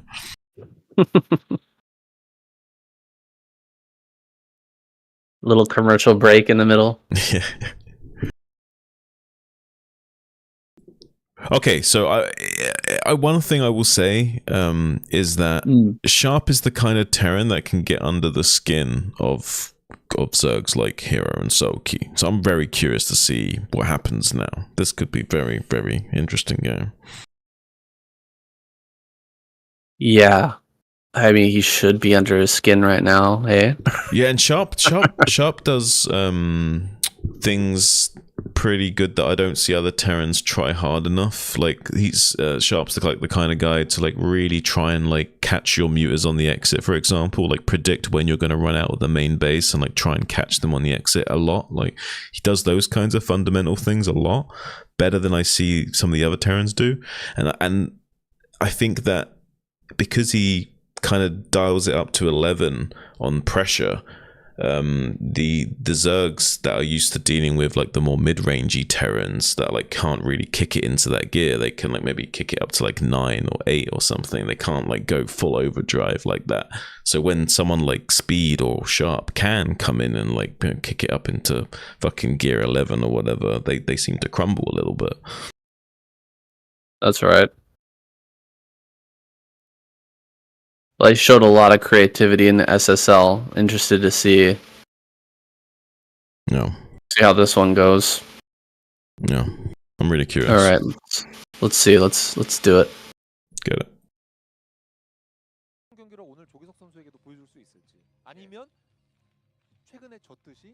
Well, the stars have aligned here.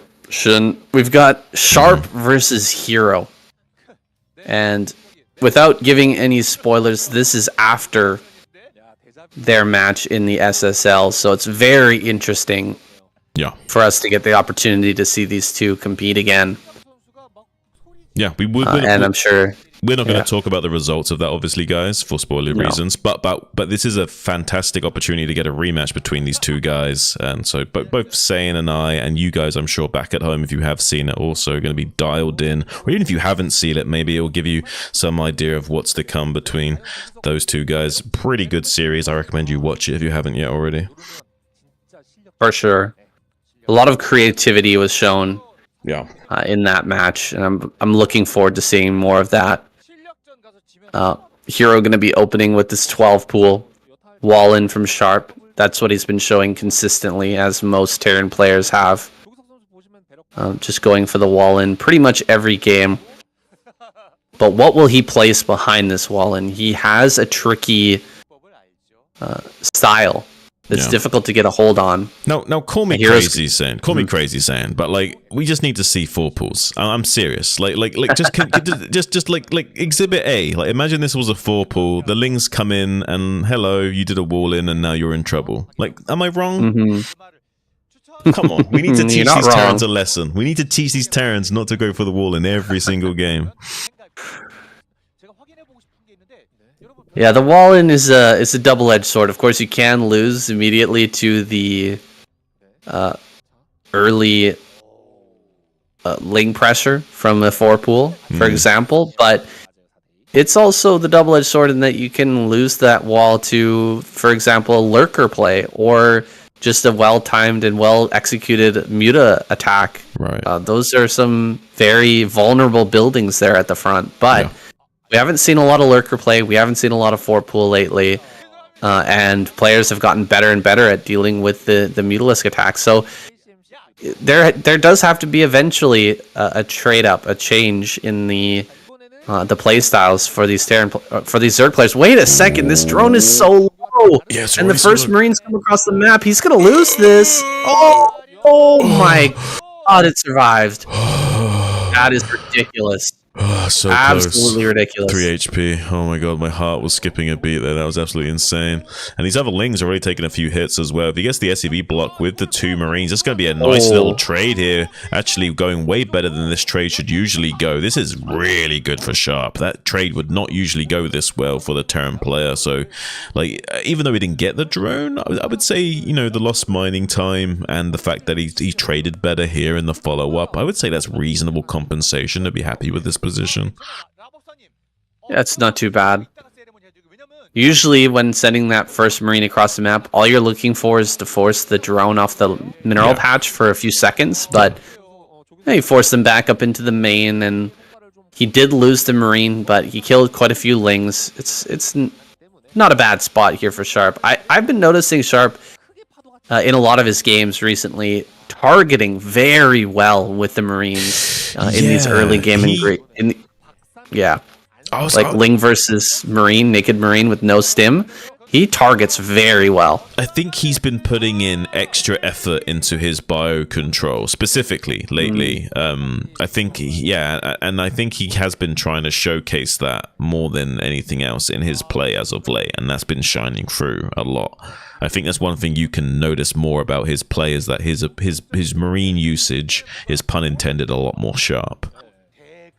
Yeah, a lot of players will, even in these early game situations when you've got, 5 Marines or something and the opponent's got 6 Lings, a lot of times you'll just be using an A-click, an attack command, but it feels like Sharp always targets individual Lings as they're attacking, and he seems to take better engagements because of it. I wonder if he's also like manually aligning the Marines to shoot with a move command to align them as well. If he's like doing some extra like fancy stuff to like get them to just line up a little bit crisper on his target firing. I don't know if he's doing something extra fancy, if he's like really pushing himself to the limits to try and find a way at like fixing some of the issues he's been having in his matchup history. Like, he's not been like, known as the versus Zerg guy, but recently he's been playing better in that matchup, and things like his bio control and his creativity have been doing really well. So I'm curious to see if like where this guy's gonna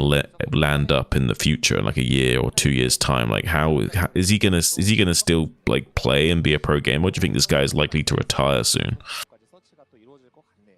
Well, if he continues to do this well, I think there's only one way for him to go is to continue to rise. Yeah, and as long as he doesn't lose this momentum, he's going to be one of the best Terran players. He's already one of the best Terran players in the world, but he could be the best Terran player in the world very soon. So I'm looking forward to that. I'm cheering for Sharp. Personally, I want to see him go really deep in these big tournaments, but I'm also watching him here in KCM and really cheering for this guy who's been showing us so much great play and so much improvement. That's what people love to see, showing his improvement. Yeah, I mean, and he's got that. I mean, if you guys are even only slightly up to date with SSL, you would know that this guy, he's made his dream of getting into the round of 8. And, he's done a lot. He's come a long way as a player. He wasn't thought of as one of these higher echelon players. But the most recently, in the last year or two, he's really been like one of the most hard-working pro gamers out there, just really dialing in everything that was wrong with his play, really going the extra mile. And it seems like he's starting to suss it out. And it seems like he's on a warpath trying to get somewhere very quickly. Looks like Hero trying to force a turnaround here, but Sharp's not having any of it. Just putting a lot of pressure out onto the map with his bio units, forcing Hero to come to him rather than having to worry about too much more further damage from these Mutalisks in the main base. A lot of Mutalisks have been made here from Hero, and his supply is very high, 66 to 67. A little bit deceptive, but with that high supply, Hero stands a pretty good chance of diving this Marine force. It's quite small. Reinforcements are coming, but will they arrive in time? Hero taking his time now, picking off these Marines, and so he won't be able to finish off all of the medics, and that remainder of Marines as the reinforcements come up. This will be a little bit too hard to dive upon, but he's doing a great job every time getting swipes. Did make a little mistake there, but Sharp is dwindling in his overall Marine count, and eventually Hero's going to overwhelm this, I feel. Yeah, no, he will overwhelm it, but to be fair, Sharp was doing a pretty good job of keeping his bio in tight box formation and what have you, so honestly, it was a pretty good effort from Sharp. He just kind of got caught with his pants down a little bit there, and the initial bio ball got overwhelmed before it could get reinforced because of how many additional Mutalisks Hero made. Sharp didn't quite anticipate that, so bit of a tempo swing going Hero's way, and now it's going to be a little bit more challenging for Sharp to come out onto the map and do anything about this third gas that's underway.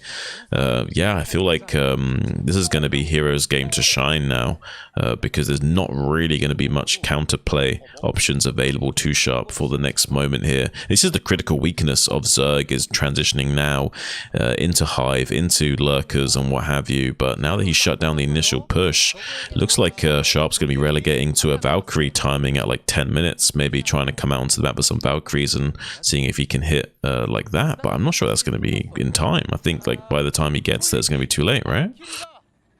This is a trap that a lot of Terran players will fall into, is they lose their first bio ball and the muta number is still really high, so they immediately switch into Valkyrie to try and counter the continued Mutalisk production, but the Zerg players already moved on. They're heading into Lurker, and by the time these Valkyries pop out, Lurker is going to be on the field and in force to keep this fourth base alive, and Sharp's vessel production and his further tech is going to be slowed down quite a bit. Yeah. But because of making these Valkyries, he's just not going to be able to get over here in time. The Lurkers are already on the way. This is going to be a hold from Hero, I imagine. Well, he's going to hold the natural, but if he goes bottom right, he might be able to break bottom right. There's only 2 lurker eggs on the way in the bottom right, so he would technically bust through, whereas there's 5 here on the natural. So if Sharp had beelined all the way to the 3rd base with these Valkyries and bio units, maybe he busts him, because there's only going to be 2 lurkers that he has to fight, and he can overcome that. With the +1 armor upgrade already finished, he doesn't have to worry about his Marines getting one shot down from those. So I feel like if he had just gone for the 3rd base, maybe he had a chance here, but now that he's kind of squandered this timing, I feel like it's going to be a bit of a nightmare situation for him going forward. I feel like Hero's going to have a very strong hold of this game. Look at what Sharp is prioritizing. He's prioritizing his Valkyries taking out overlords around the map. Yeah. And that's probably going to be... Oh, wait a second. Did he scan? Okay, he did scan that. Very important that he scans that and doesn't walk into that lurker landmine. He's getting rid of overlords around the map, which leads me to believe he's probably going to go for a crazy drop. Oh, these 2 lurkers in the middle are going to get so much damage. Oh, he finds it. He finds it here, and no damage at all. Wow. Dude, Hero just doesn't activate the lurker landmine, and now he's going to hit this from behind? I'm speechless. Dude, Hero really messed up. Yeah, that's a squandered opportunity, like crazy there for Hero. I don't know why he just... I don't even know if he was paying attention or he's just being super greedy there, but the vessels came in super clutch just in the last nick of time. Like, maybe he was trying to get super greedy with the lurker timing there, but I don't know, maybe he just wasn't paying attention or something. That was a bit weird from Hero. Definitely lost opportunity. Now there's a lot of potential pressure coming out for him, and even though the vessels are late, eventually the radiates will start to become a little bit of a nuisance, but I don't know, this is a little bit precarious. I mean, the lurkers aren't stacked as well, so it's like easier for him to break through the target firing here. If they're all stacked on top of each other, it's like you have to kill 1 at a time, but now he can irradiate 2 at a time and clean this up a little bit more efficiently and what have you. I think there's enough mutaflock here that there's nothing will transpire with I think this dropship play is a big mistake from Sharp. I don't like this gamble with the dropships at the moment. Well, he was definitely going to go for that after killing, running around killing off all these overlords. Yeah, but there's making the space on the map, but there's too many mutas left still, and like he's already cut his vessel count enough that cutting it more with the dropships is just too painful.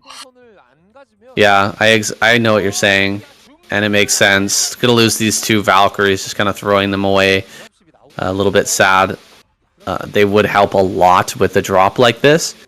If the drop is going on at one of these bases and the Mutalisks come to deal with that, it's a great move to just bring the Valkyries around and stop that from occurring. But he's going to lose a bunch of Marines out in the middle of the map. He's being harassed by this 1 lurker that he left to its own devices. If you remember, when he surrounded those lurkers on the left-hand side a bit earlier, he left 1 lurker alive. And eventually that's going to become a pain in his side. Now going to bring his Marines together to get rid of that. Can finally start to mine on this 3rd base, but this is a significant delay.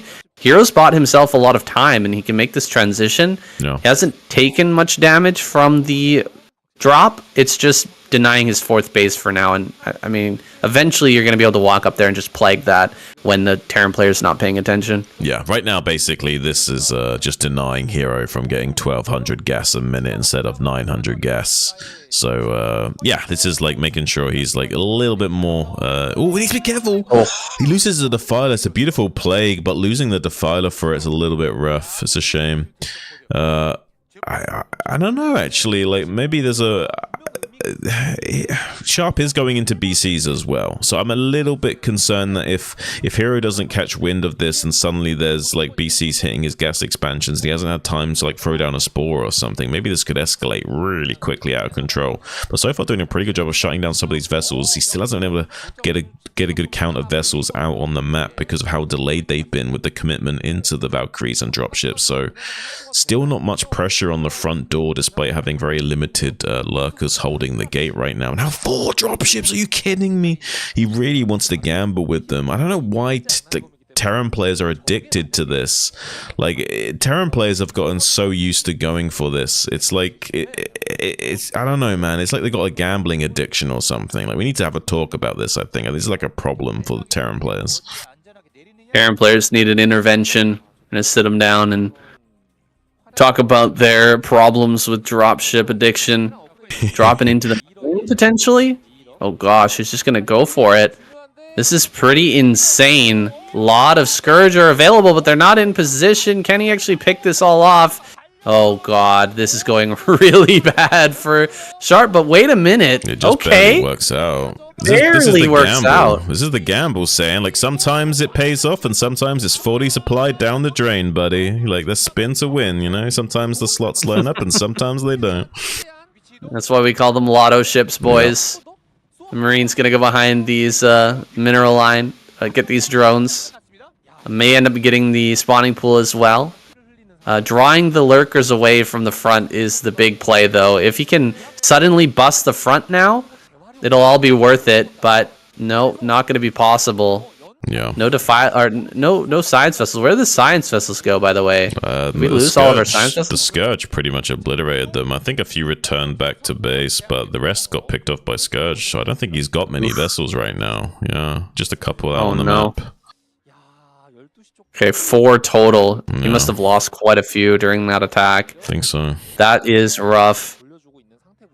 Hero's going to start getting out of control as he gets this 4th gas online. We are at 16 minutes, but it's still plenty of time on 4 gases to get ultras out and to start putting the pressure back onto the Terran player. Right. I mean, it's just so hard, though, that now that the Zerg's got the 4th gas coming online, it's just the game will start to run rampant for Sharp. It's gonna be very challenging to keep a hold of the game. He needs to, like, somehow find a way of, like, threading the needle, but then he's got to find that needle in the haystack to like, you know, thread the needle. So it's a little bit of a confusing operation that Sharp's got to figure out here to punish the gas timings of Hero and somehow manage to get the BCs down there and soak up enough gas out of the tank of Hero that he can still keep control over the Zerg and keep them contained on these 4 gases long enough that he can get his own 4th base up and running and what have you. But it's still going to be a tough tall order here. 2 dropships coming down into his bottom right. With these ultras already irradiated, maybe something can be done here. There might be just enough firepower. This could be super annoying for Hero to clean up. Yeah, maybe he can kill the ultras. It's a little bit tough, but look at that. He kills 2 ultras pretty quickly, and now he's taking control over this base. I'm a little bit surprised to not see Sharp do an eraser trick, though, because he killed the Spire, and there's no Scourge. So, you know, irradiating a bunch of lurkers and defilers and stuff, it feels like a waste. If you just irradiate one vessel, and like, it's just sitting there. What is it doing? Just irradiate the vessel and kill every single drone. This is such a strong play, but he's continuing to just irradiate Zerg army rather than doing this eraser play, which is so strong. Maybe he's worried about it being negated by Burrow, but it's possible Hero skimped out on Burrow and doesn't even have it, so he might as well go for it and just check to see if he's got Burrow or not first, at least. But yeah, not going, like, and the drop's getting shut down pretty handsomely on this side of the field as well. So Hero's not really... Oh, could be a good run by here. But the Ultralisk is body blocking just barely enough that the Marines can't be much of a threat. And now with the Lings streaming out of these 3 hatcheries that popped up recently, I don't think there's going to be enough critical mass of bio that's going to be threatening Hero. I feel like Hero is just going to start to run out of control here. But the 4th base is now online for Sharp. If we can get some BCs across the map, hitting some of these gas expansions, keeping Hero occupied, maybe something can happen here, but it's going to be difficult. Fire's done now, so... You know, continuing with these vessels just sitting over top of the bases is eventually going to backfire for Sharp.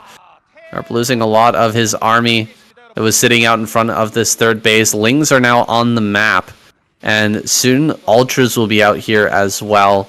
So he's going to hit top center. That has a couple of bunkers, so it should be able to survive. As long as they're both full, we're not... sure on that. Yeah, he is going to jump out and stim. Does need to go ahead and repair the bunker, but he will survive for now. Trying to break into this bottom right natural. Once again, not using eraser. It's kind of triggering me right now just because every Terran player will do this to you when they know that you don't have a Spire, but Sharp is just not realizing that it's a good play at this point. hovering over top of each of these bases, but not erasing down every single drone. He's going to continue to irradiate Defilers and Ultras and try to break through everywhere, but he's still being stopped. He's still being held back, and Hero supply is growing. 134 is a fantastic supply. Yeah. You can definitely fight, especially against 138. Yeah, honestly, like this is like those sci-fi movies you see where like the human race is like doing everything they can to like keep the aliens at bay or whatever, but it's like it's only a matter of time before the virus can no longer be contained and suddenly it's unleashed out onto the map and it's no longer a quarantine that's being upheld. It's you know, the end of your civilization as we know it or what have you. So this is gonna get a little bit crazy here for Sharp, even though on paper it looks like everything's just gravy. Unfortunately, that's going to very quickly unravel as the tendrils of his very existence will start to become weakened as Hero here starts to tear at them with the the tenacity that will be hard to rival with someone of his macro capabilities. Yeah, this is the scary point in the game for the Terran player. They've been on the Zerg's case all game long, punishing and trying to get damage, but suddenly the tables have turned and it's time for Terran to try and block some aggression, and it's very difficult to stop these super mobile forces from getting in on all your bases. And here we go, jumping on the SCVs, killing a ton of them at 12 o'clock. Battlecruisers are finally online, but it's a little bit too late. The Dark Swarm comes down. We're going to have a Spore here in a moment, and we're also... Oh, wait a second. Hold on. Sharp is actually going to break through the natural over in bottom right. It's a scary moment here for Hero. If he loses all this, he loses the Nidus. We can get up into the base in bottom right and maybe shut that down. Sharp has no mining in his main and natural, but he does have the third base online. He's got battle cruisers coming out. Eventually, you can clear Ultralisk from the skies. He's going to stop this fourth base. Did Hero make a huge mistake with his counterattack and not dealing with this army that was bearing down on his bottom right natural? I think so, Shun. I mean, the drones at the very least are going down in that bottom right scene, and the main and natural are mined out for Hero. So he has resecured this like 6 o'clock natural third, so he will have that to mine from and get a gas going there. So that might give him enough gas in the tank to finish Sharp off. But this is a very valiant effort from Sharp to try and cut off a few of the heads of the Hydra to see if he could somehow kill this fucking mythological beast that is Hero, but it doesn't seem like he's going to be able to do so. I think there's enough heads remaining that eventually they will regrow and he will still be drowned out of this game here soon. Yeah, if he was able to hold on to center left during all of this, maybe if he had, you know, 5-6 battle cruisers potentially sitting over the natural as well, slowing everything down and killing off these ultras. Yeah, there's some hope, but I mean, the battle with Hero taking, they're online, but they're not operational. You know what I mean? Saying like they're not really doing anything this game. Oh, here we go. Finally, he remembers that the Eraser exists, but there's the burrow. Yeah, that's what he was. It's going to prevent. It's going to prevent him from mining for a little bit, but it's not going to, you know, seriously harm Hero in this game. Burrowed lings underneath each command center. He will eventually be able to land over at center left, but the base in bottom right is mining gas once again. We're going to be able to mine from 6 o'clock in a moment here. Hero has 900 minerals and quite a bit of gas to work with, so he's eventually going to put together a giga army that just can't be beaten by what Sharp has. He's not going to be able to make a critical mass of Marines again. The battle cruisers are annoying, but they're not that difficult to deal with once you've got the correct unit comp, once you've got the Scourge numbers out as well. And so Sharp, I mean, with 34 minerals remaining, gonna start to mine center left once again, but the counterattack is immediate. It's swift, right up into this main base. He's gonna start to lose buildings and right off the bat, and GG is called. Cannot handle Hero in this game. Beautifully done here by Hero. The dropship addiction was too strong, man. He tweaked out. Sharp not able to get anything done. I mean, I'm super impressed by Hero. He's just been killing it all night long, and it's been a real treat to watch. Shame that Sharp couldn't find a way of now. I feel like he got too much of a gambling addiction problem there, saying like all these other turns. I need to like, you know, get some psychiatric help or something, and a little sit down and talk about these lotto dropships. 조일장 선수 경기력이 너무 지금 뛰어나기 때문에 뭐 6주차 확실한지잖아요. Hang on, I need to be right back. 1 minute, Sam. Need a leak. Okay.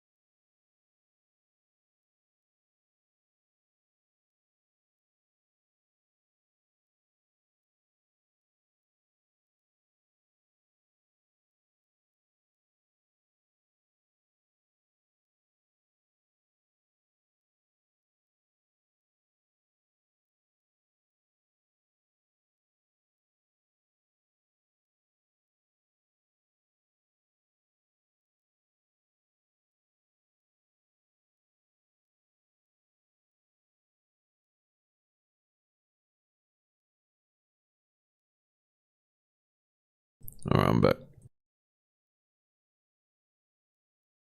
All right.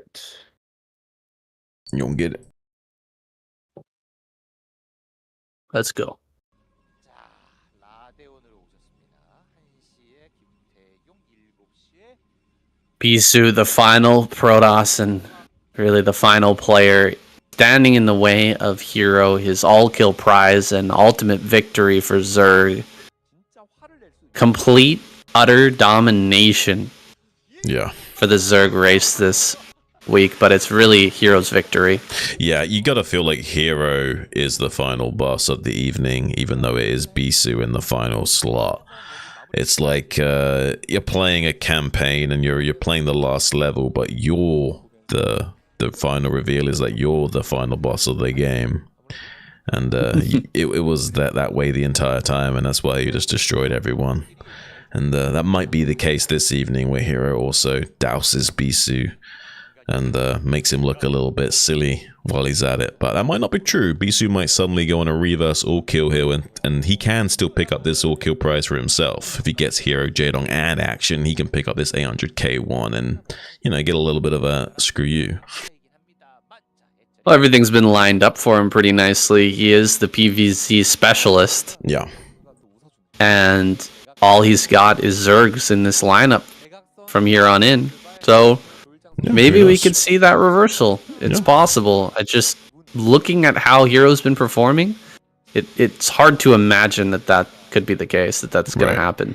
Yeah, I mean, my heart and my head is telling me that Bisu will lose here probably, but I have to, as a cast, obviously, you know, try and keep the hype real for the Bisu fans out there, just so that they know that technically Bisu could win here, but my heart and my head are both telling me that Hero's probably going to slap him around a little bit. Got the drone scout, going to spot this first zealot moving out, and cross map, you're not probably going to get too much damage with that first zealot. Hero, even though he went for 11 pool, or 11 hatch, excuse me, should have Lings out in time to deal with this. First zealot's going to come down and start to hit the hatchery, it looks like. And that's okay compensation, just dealing some damage to the hatch, Yeah. lowering that overall HP. If there's 2 zealots there, you can start to kill the hatchery, but with just 1, all you're going to be able to do is damage it. And maybe later on, he'll have an opportunity to kill that. Yeah. Because it will be brought down to nearly, half HP. Wow, the second zealot's going to arrive, and the Lings just popped.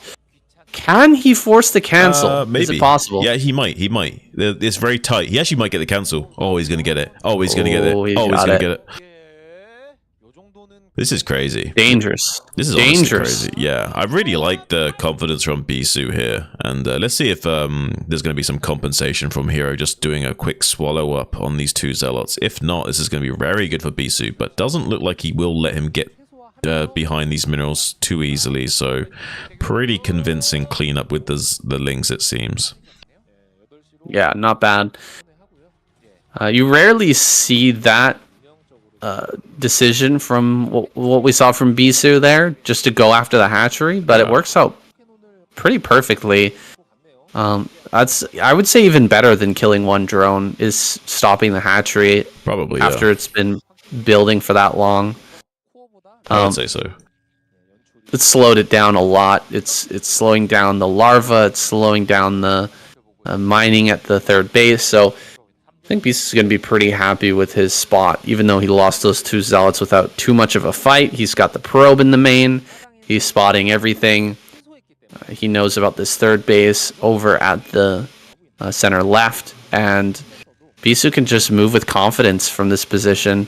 Yeah, he knows exactly what's coming, and he can move to counter it.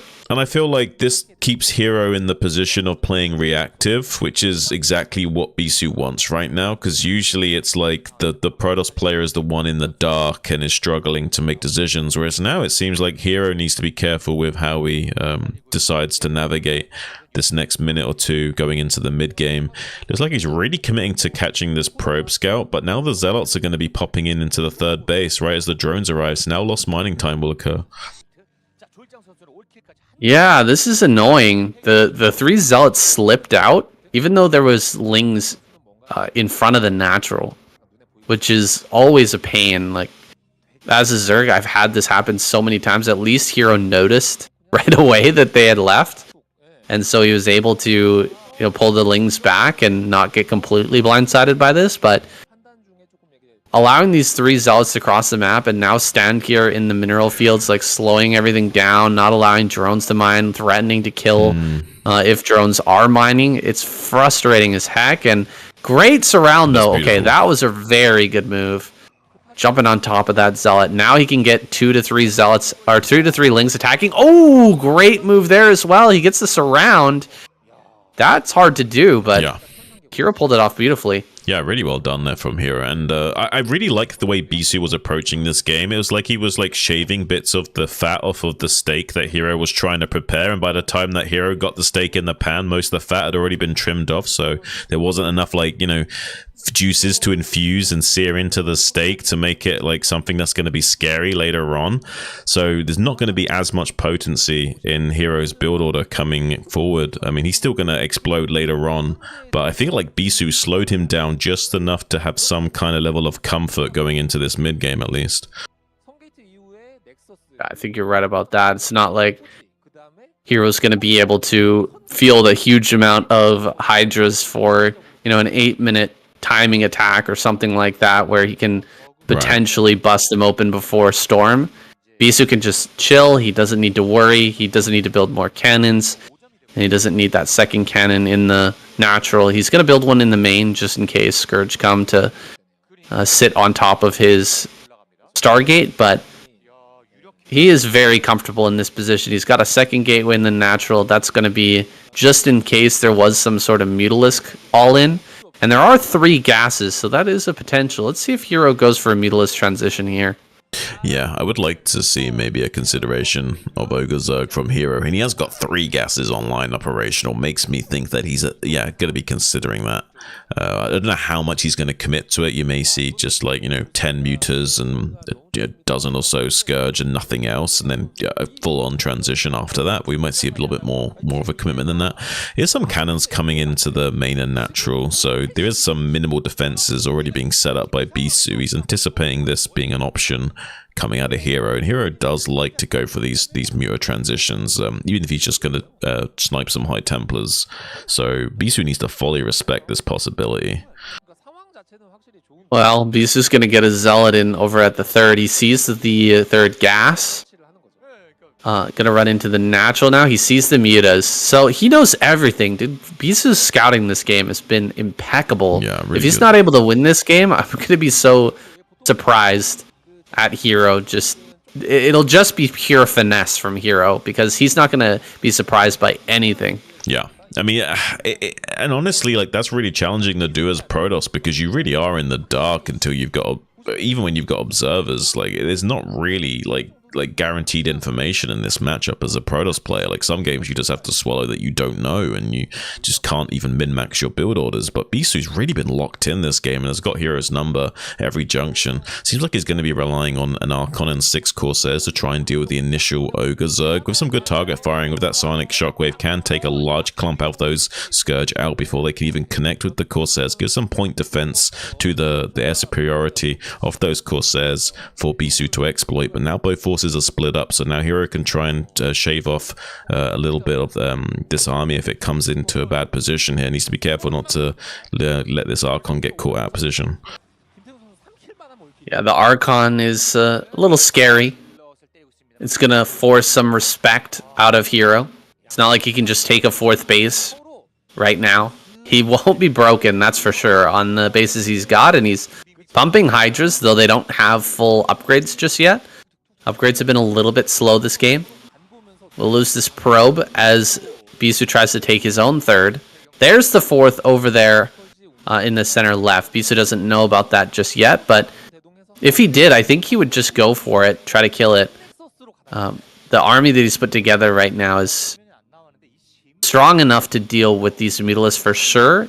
The Hydras are becoming more of a problem, but again, upgrades are a little bit slow. So they might not be ready to move just yet. Seems like Bisu won't find out about that, though. And he's just going to focus on getting his own 3rd base up. Yeah, it seems like the game's going to slow down a little bit here. Doesn't seem like Hero wants to challenge for this 3rd base. Seems like he just wants to macro up. He's just skirmishing and scouting right now and just checking what's what. Making sure the game state is understood as can be. Needs to be careful though with these Mutalisks, nearly getting them caught out of position. He has made a very minimal amount of Mutalisks here. Yeah, did definitely cut off from making too many Scourge and Mutas, so he can now start to field a large force of Hydras. Hopefully there will not be enough Storm to counter these clumps of Hydras, he's hoping, and he'll be able to just bowl over Bisu without there being enough Storm support. Maybe even the going for the Templar. Oh, he can snipe the High Templar at the Mutas. Oh, even just forcing out Storm is huge right now. He only got 1 kill. Yeah. Oh man, that's not enough. Not that is not enough. And all the Scourge. Oh, this went really bad for Hero. Dude, Gisu. He might just bowl him over. Hero has a lot of Hydras, but there's going to be like 4 storms, 5 storms, so many Zealots. And the Corsairs are going across the map to just start executing Overlords. Let's see how many Overlords he can kill. While this Hydra attack is coming in. It's going to be so hard for Hero to micro on both fronts. Dodging storms is so tough while dodging the Corsairs back at home. Zealots are getting on top of a lot of this. The storms are great. Pretty good dodges as well, but oh man. Wow. This is so many Hydras. He's just pushing forward. This is insane. This is what I was worried about. I was worried about there not just being enough Storm. Like, he had like a few High Templars remaining, but it's just so many Hydras. You can't storm them all. And even with a few good Hydra storm dodging, like, seems like there's just going to be just far too many critical mass of Hydras pushing through. And now the transition into a Lurker Contain could be deadly, even though the 3rd base is already online operational. There's now not a large enough force of infantry to challenge the Contain. So now the Zerg can start to set up this as another ability to checkmate the Protoss without having to attack into him. The Hydras are just able to dance for days out on this choke point. I don't think that the High Templars can come out and save this 3rd base even.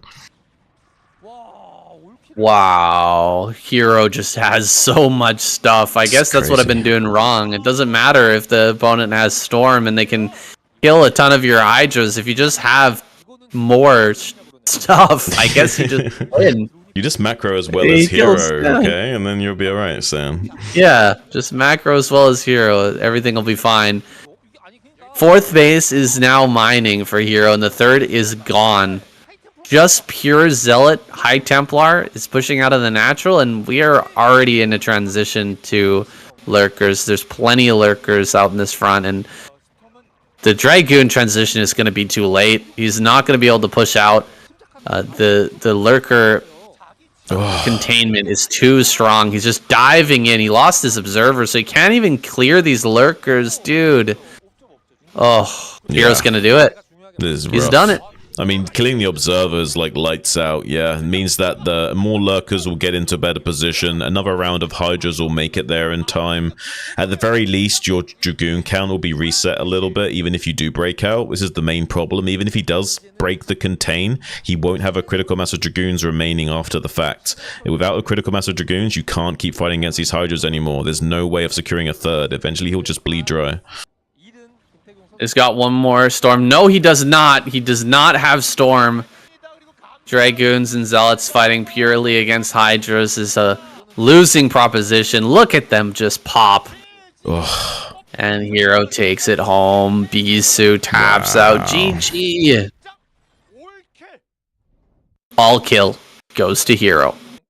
I mean, I thought it was going to happen. My heart was telling me that. My head was telling me that. I hate to say I told you so, guys, but Hero is just a god. What can you say? Like, he's just an absolute beast. I mean, you can see that from his creativity and all kinds of, like, super stellar play every week if he is playing in KCM. And every time he's going into an SSL, he's going deep into the tournament. He's pretty much guaranteed to be in the round of 8 at the very least in those tournaments. He's absolutely insane, a monstrous player. Crazy that he hasn't got an SSL title under his belt yet. I'm sure that's in the cards. There's got to be sometime soon. Oh yeah, SSL round of 8. I mean, how many times has he been round of 4? So many times.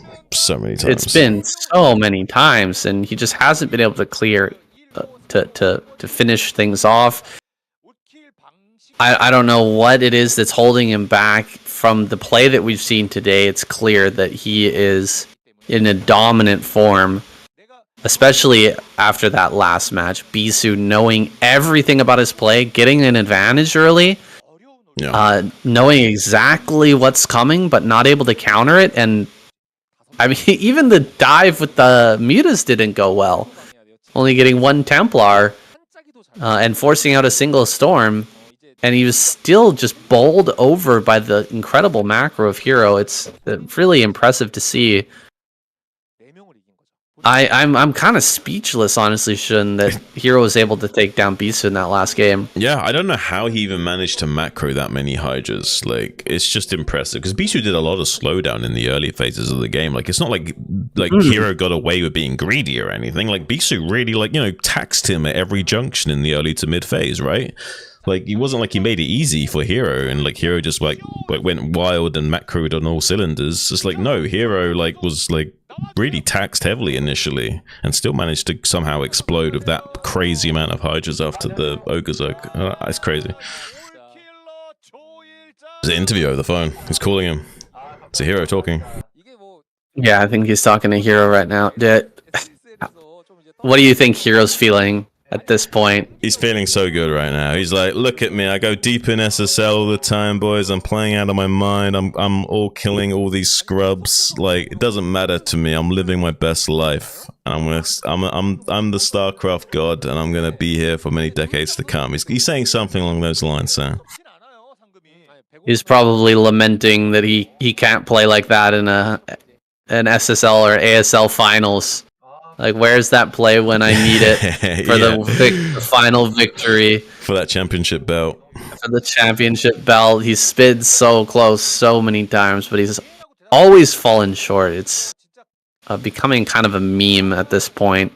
Unfortunately, Hero, despite his name never being the main character in the story, he's always been a side character in the SSL. Or maybe he's just holding back, and really this is him showing us that he's a hero by letting the other guys take the championship. And really he could all kill everyone if he wanted to, but he's a nice guy, you know. He's like Batman. He doesn't want you to know it's Bruce Wayne, right? He wants you to just think of him as just Batman. He's just this hero guy. He shows up, but he never gets the prize.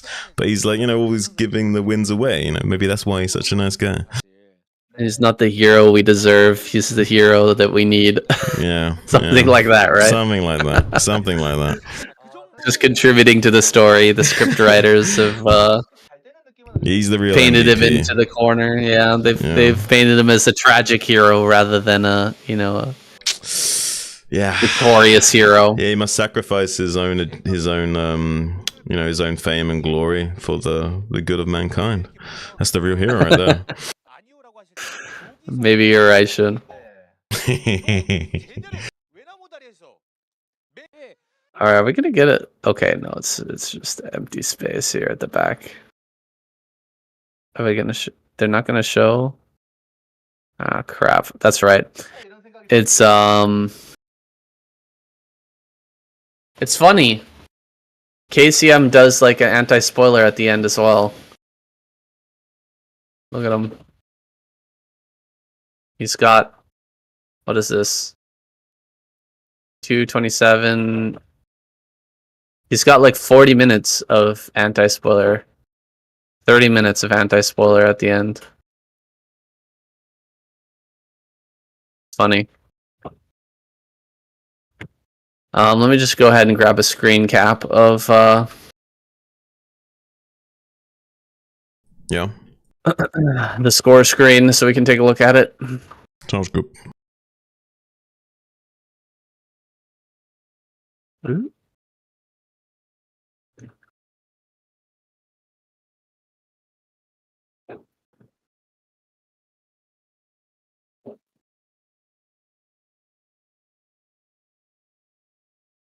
Damn, man. Hero kind of went ham tonight. No doubt. He's killing it. Just letting everyone know if he wanted to, he could. He's like the lion. So like he's there chilling in the jungle and all the others are getting cocky because they see that he's not reacting. So like he's not making any plays for the throne. So they like get up, they start like nibbling at his ears, nibbling at his paws, and he's just like taking it. And once in a while he just goes and gobbles them all up and lets them all know that he's the real fucking king of the jungle. Okay. That's my post-game analysis for the evening.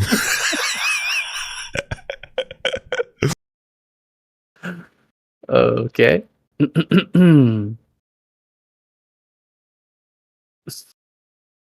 Is one of the lions and tigers and bears? Is that what you're saying? Yeah. Gorillas, if you include best.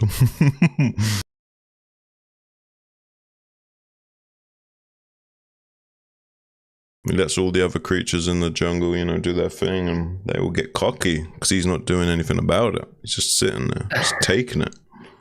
Every once in a while, he reminds them all that he's the fucking lion man.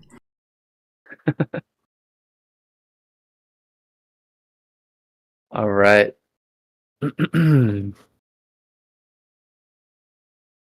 Is there any way for them to come back? It would have to be Protoss.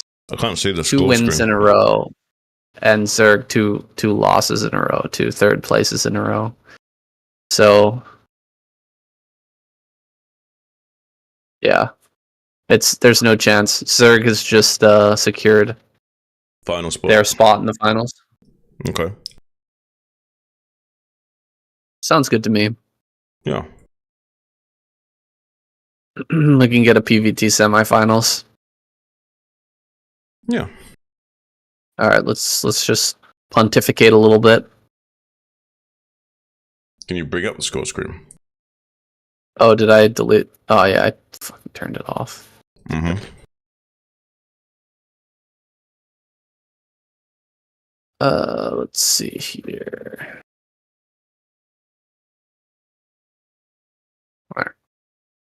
All right, let's go. Okay. Taking a look at the score screen, you guys can see clearly Zerg is in the lead enough that we will not be having a race to the final spot. Zerg has secured that final spot. Yeah. So we're gonna have a PVT semifinals, pretty much undoubtedly. There's like a super edge case scenario where there could possibly be a tie between Protoss and Zerg, but there's no way for either team to surpass. So it's not even worth mentioning. Yeah, it's just also very unlikely that Zerg will get 0 points 2 weeks in a row and Protoss will get 2 points 2 weeks in a row. It's just very unlikely, but possible. But yeah, it looks like we got a shoe in for the finals for the Zerg now. We might be just having that PVT semis, and that could be a lot of fun going on. I'm happy about that result. Zerg's just leaping ahead, and I'm always happy to see a Zerg in the finals, whether it be against Protoss or Terran. It should be an excellent match. Looking forward to that, and I'm not sure what's going to happen at the end of this season, Shun. Whether we're going to have a week off at the end. We've had 2 weeks skipped this season, so I'm not sure if they're even going to take a break at the end of the season. We might go straight on into the season 1 of 2025. That's going to be huge. Yeah, we might just have back-to-back weeks going into the new season. Just carry on the train of hype, like right after SSL's wrapping up. Yeah, I don't know if Christmas is big in Korea. It might be a pretty strong holiday because Christianity in Korea is pretty commercially milk it either way. Yeah, for sure.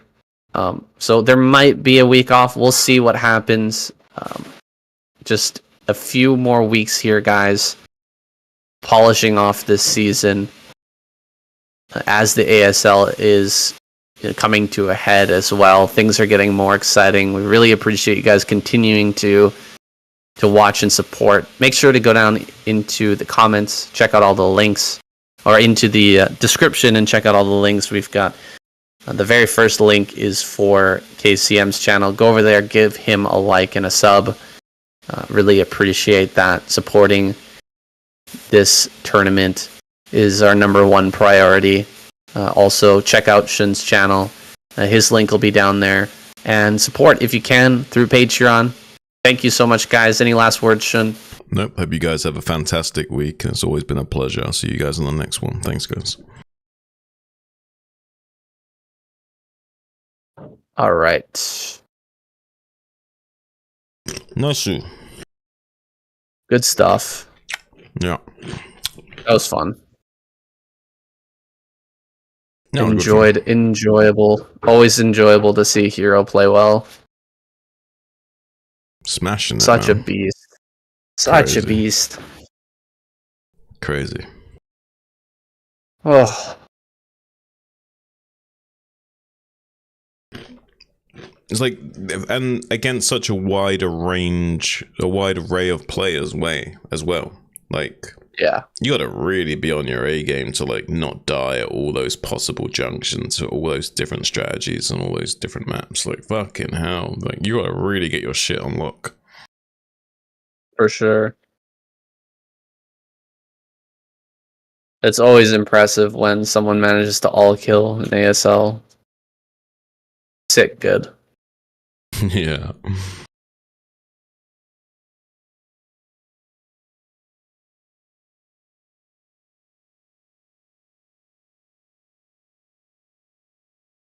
It kind of like signifies like a different level of mastery that most people can't, like, because here's the thing, it's like like it's like a puncher's chance thing. Anyone can like win like any one given fight, any one given game is easy to win, right? But like to win consistently against good people game after game after game, like that's hard to just roll the dice on that, you know what I mean? Like, for sure. Luck is not carrying you through that usually. So it's like, yeah, that's when you're really tested to the limits of your mastery. So you only get a few guys that even have those kinds of like what do you want to call it, like win streaks or whatever.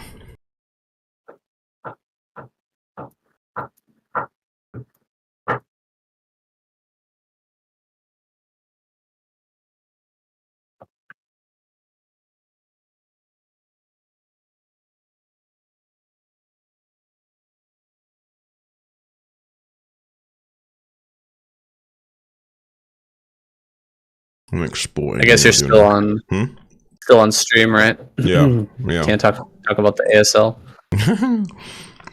I could end stream though. You guys mind if I end stream talk soon? Don't need your permission. But I'm assuming you guys are satisfied. You've sat down, you've watched your KCM. Yeah, you happy? All right. Go enjoy the rest of your weather. See you guys in the next one. Love you guys. Peace.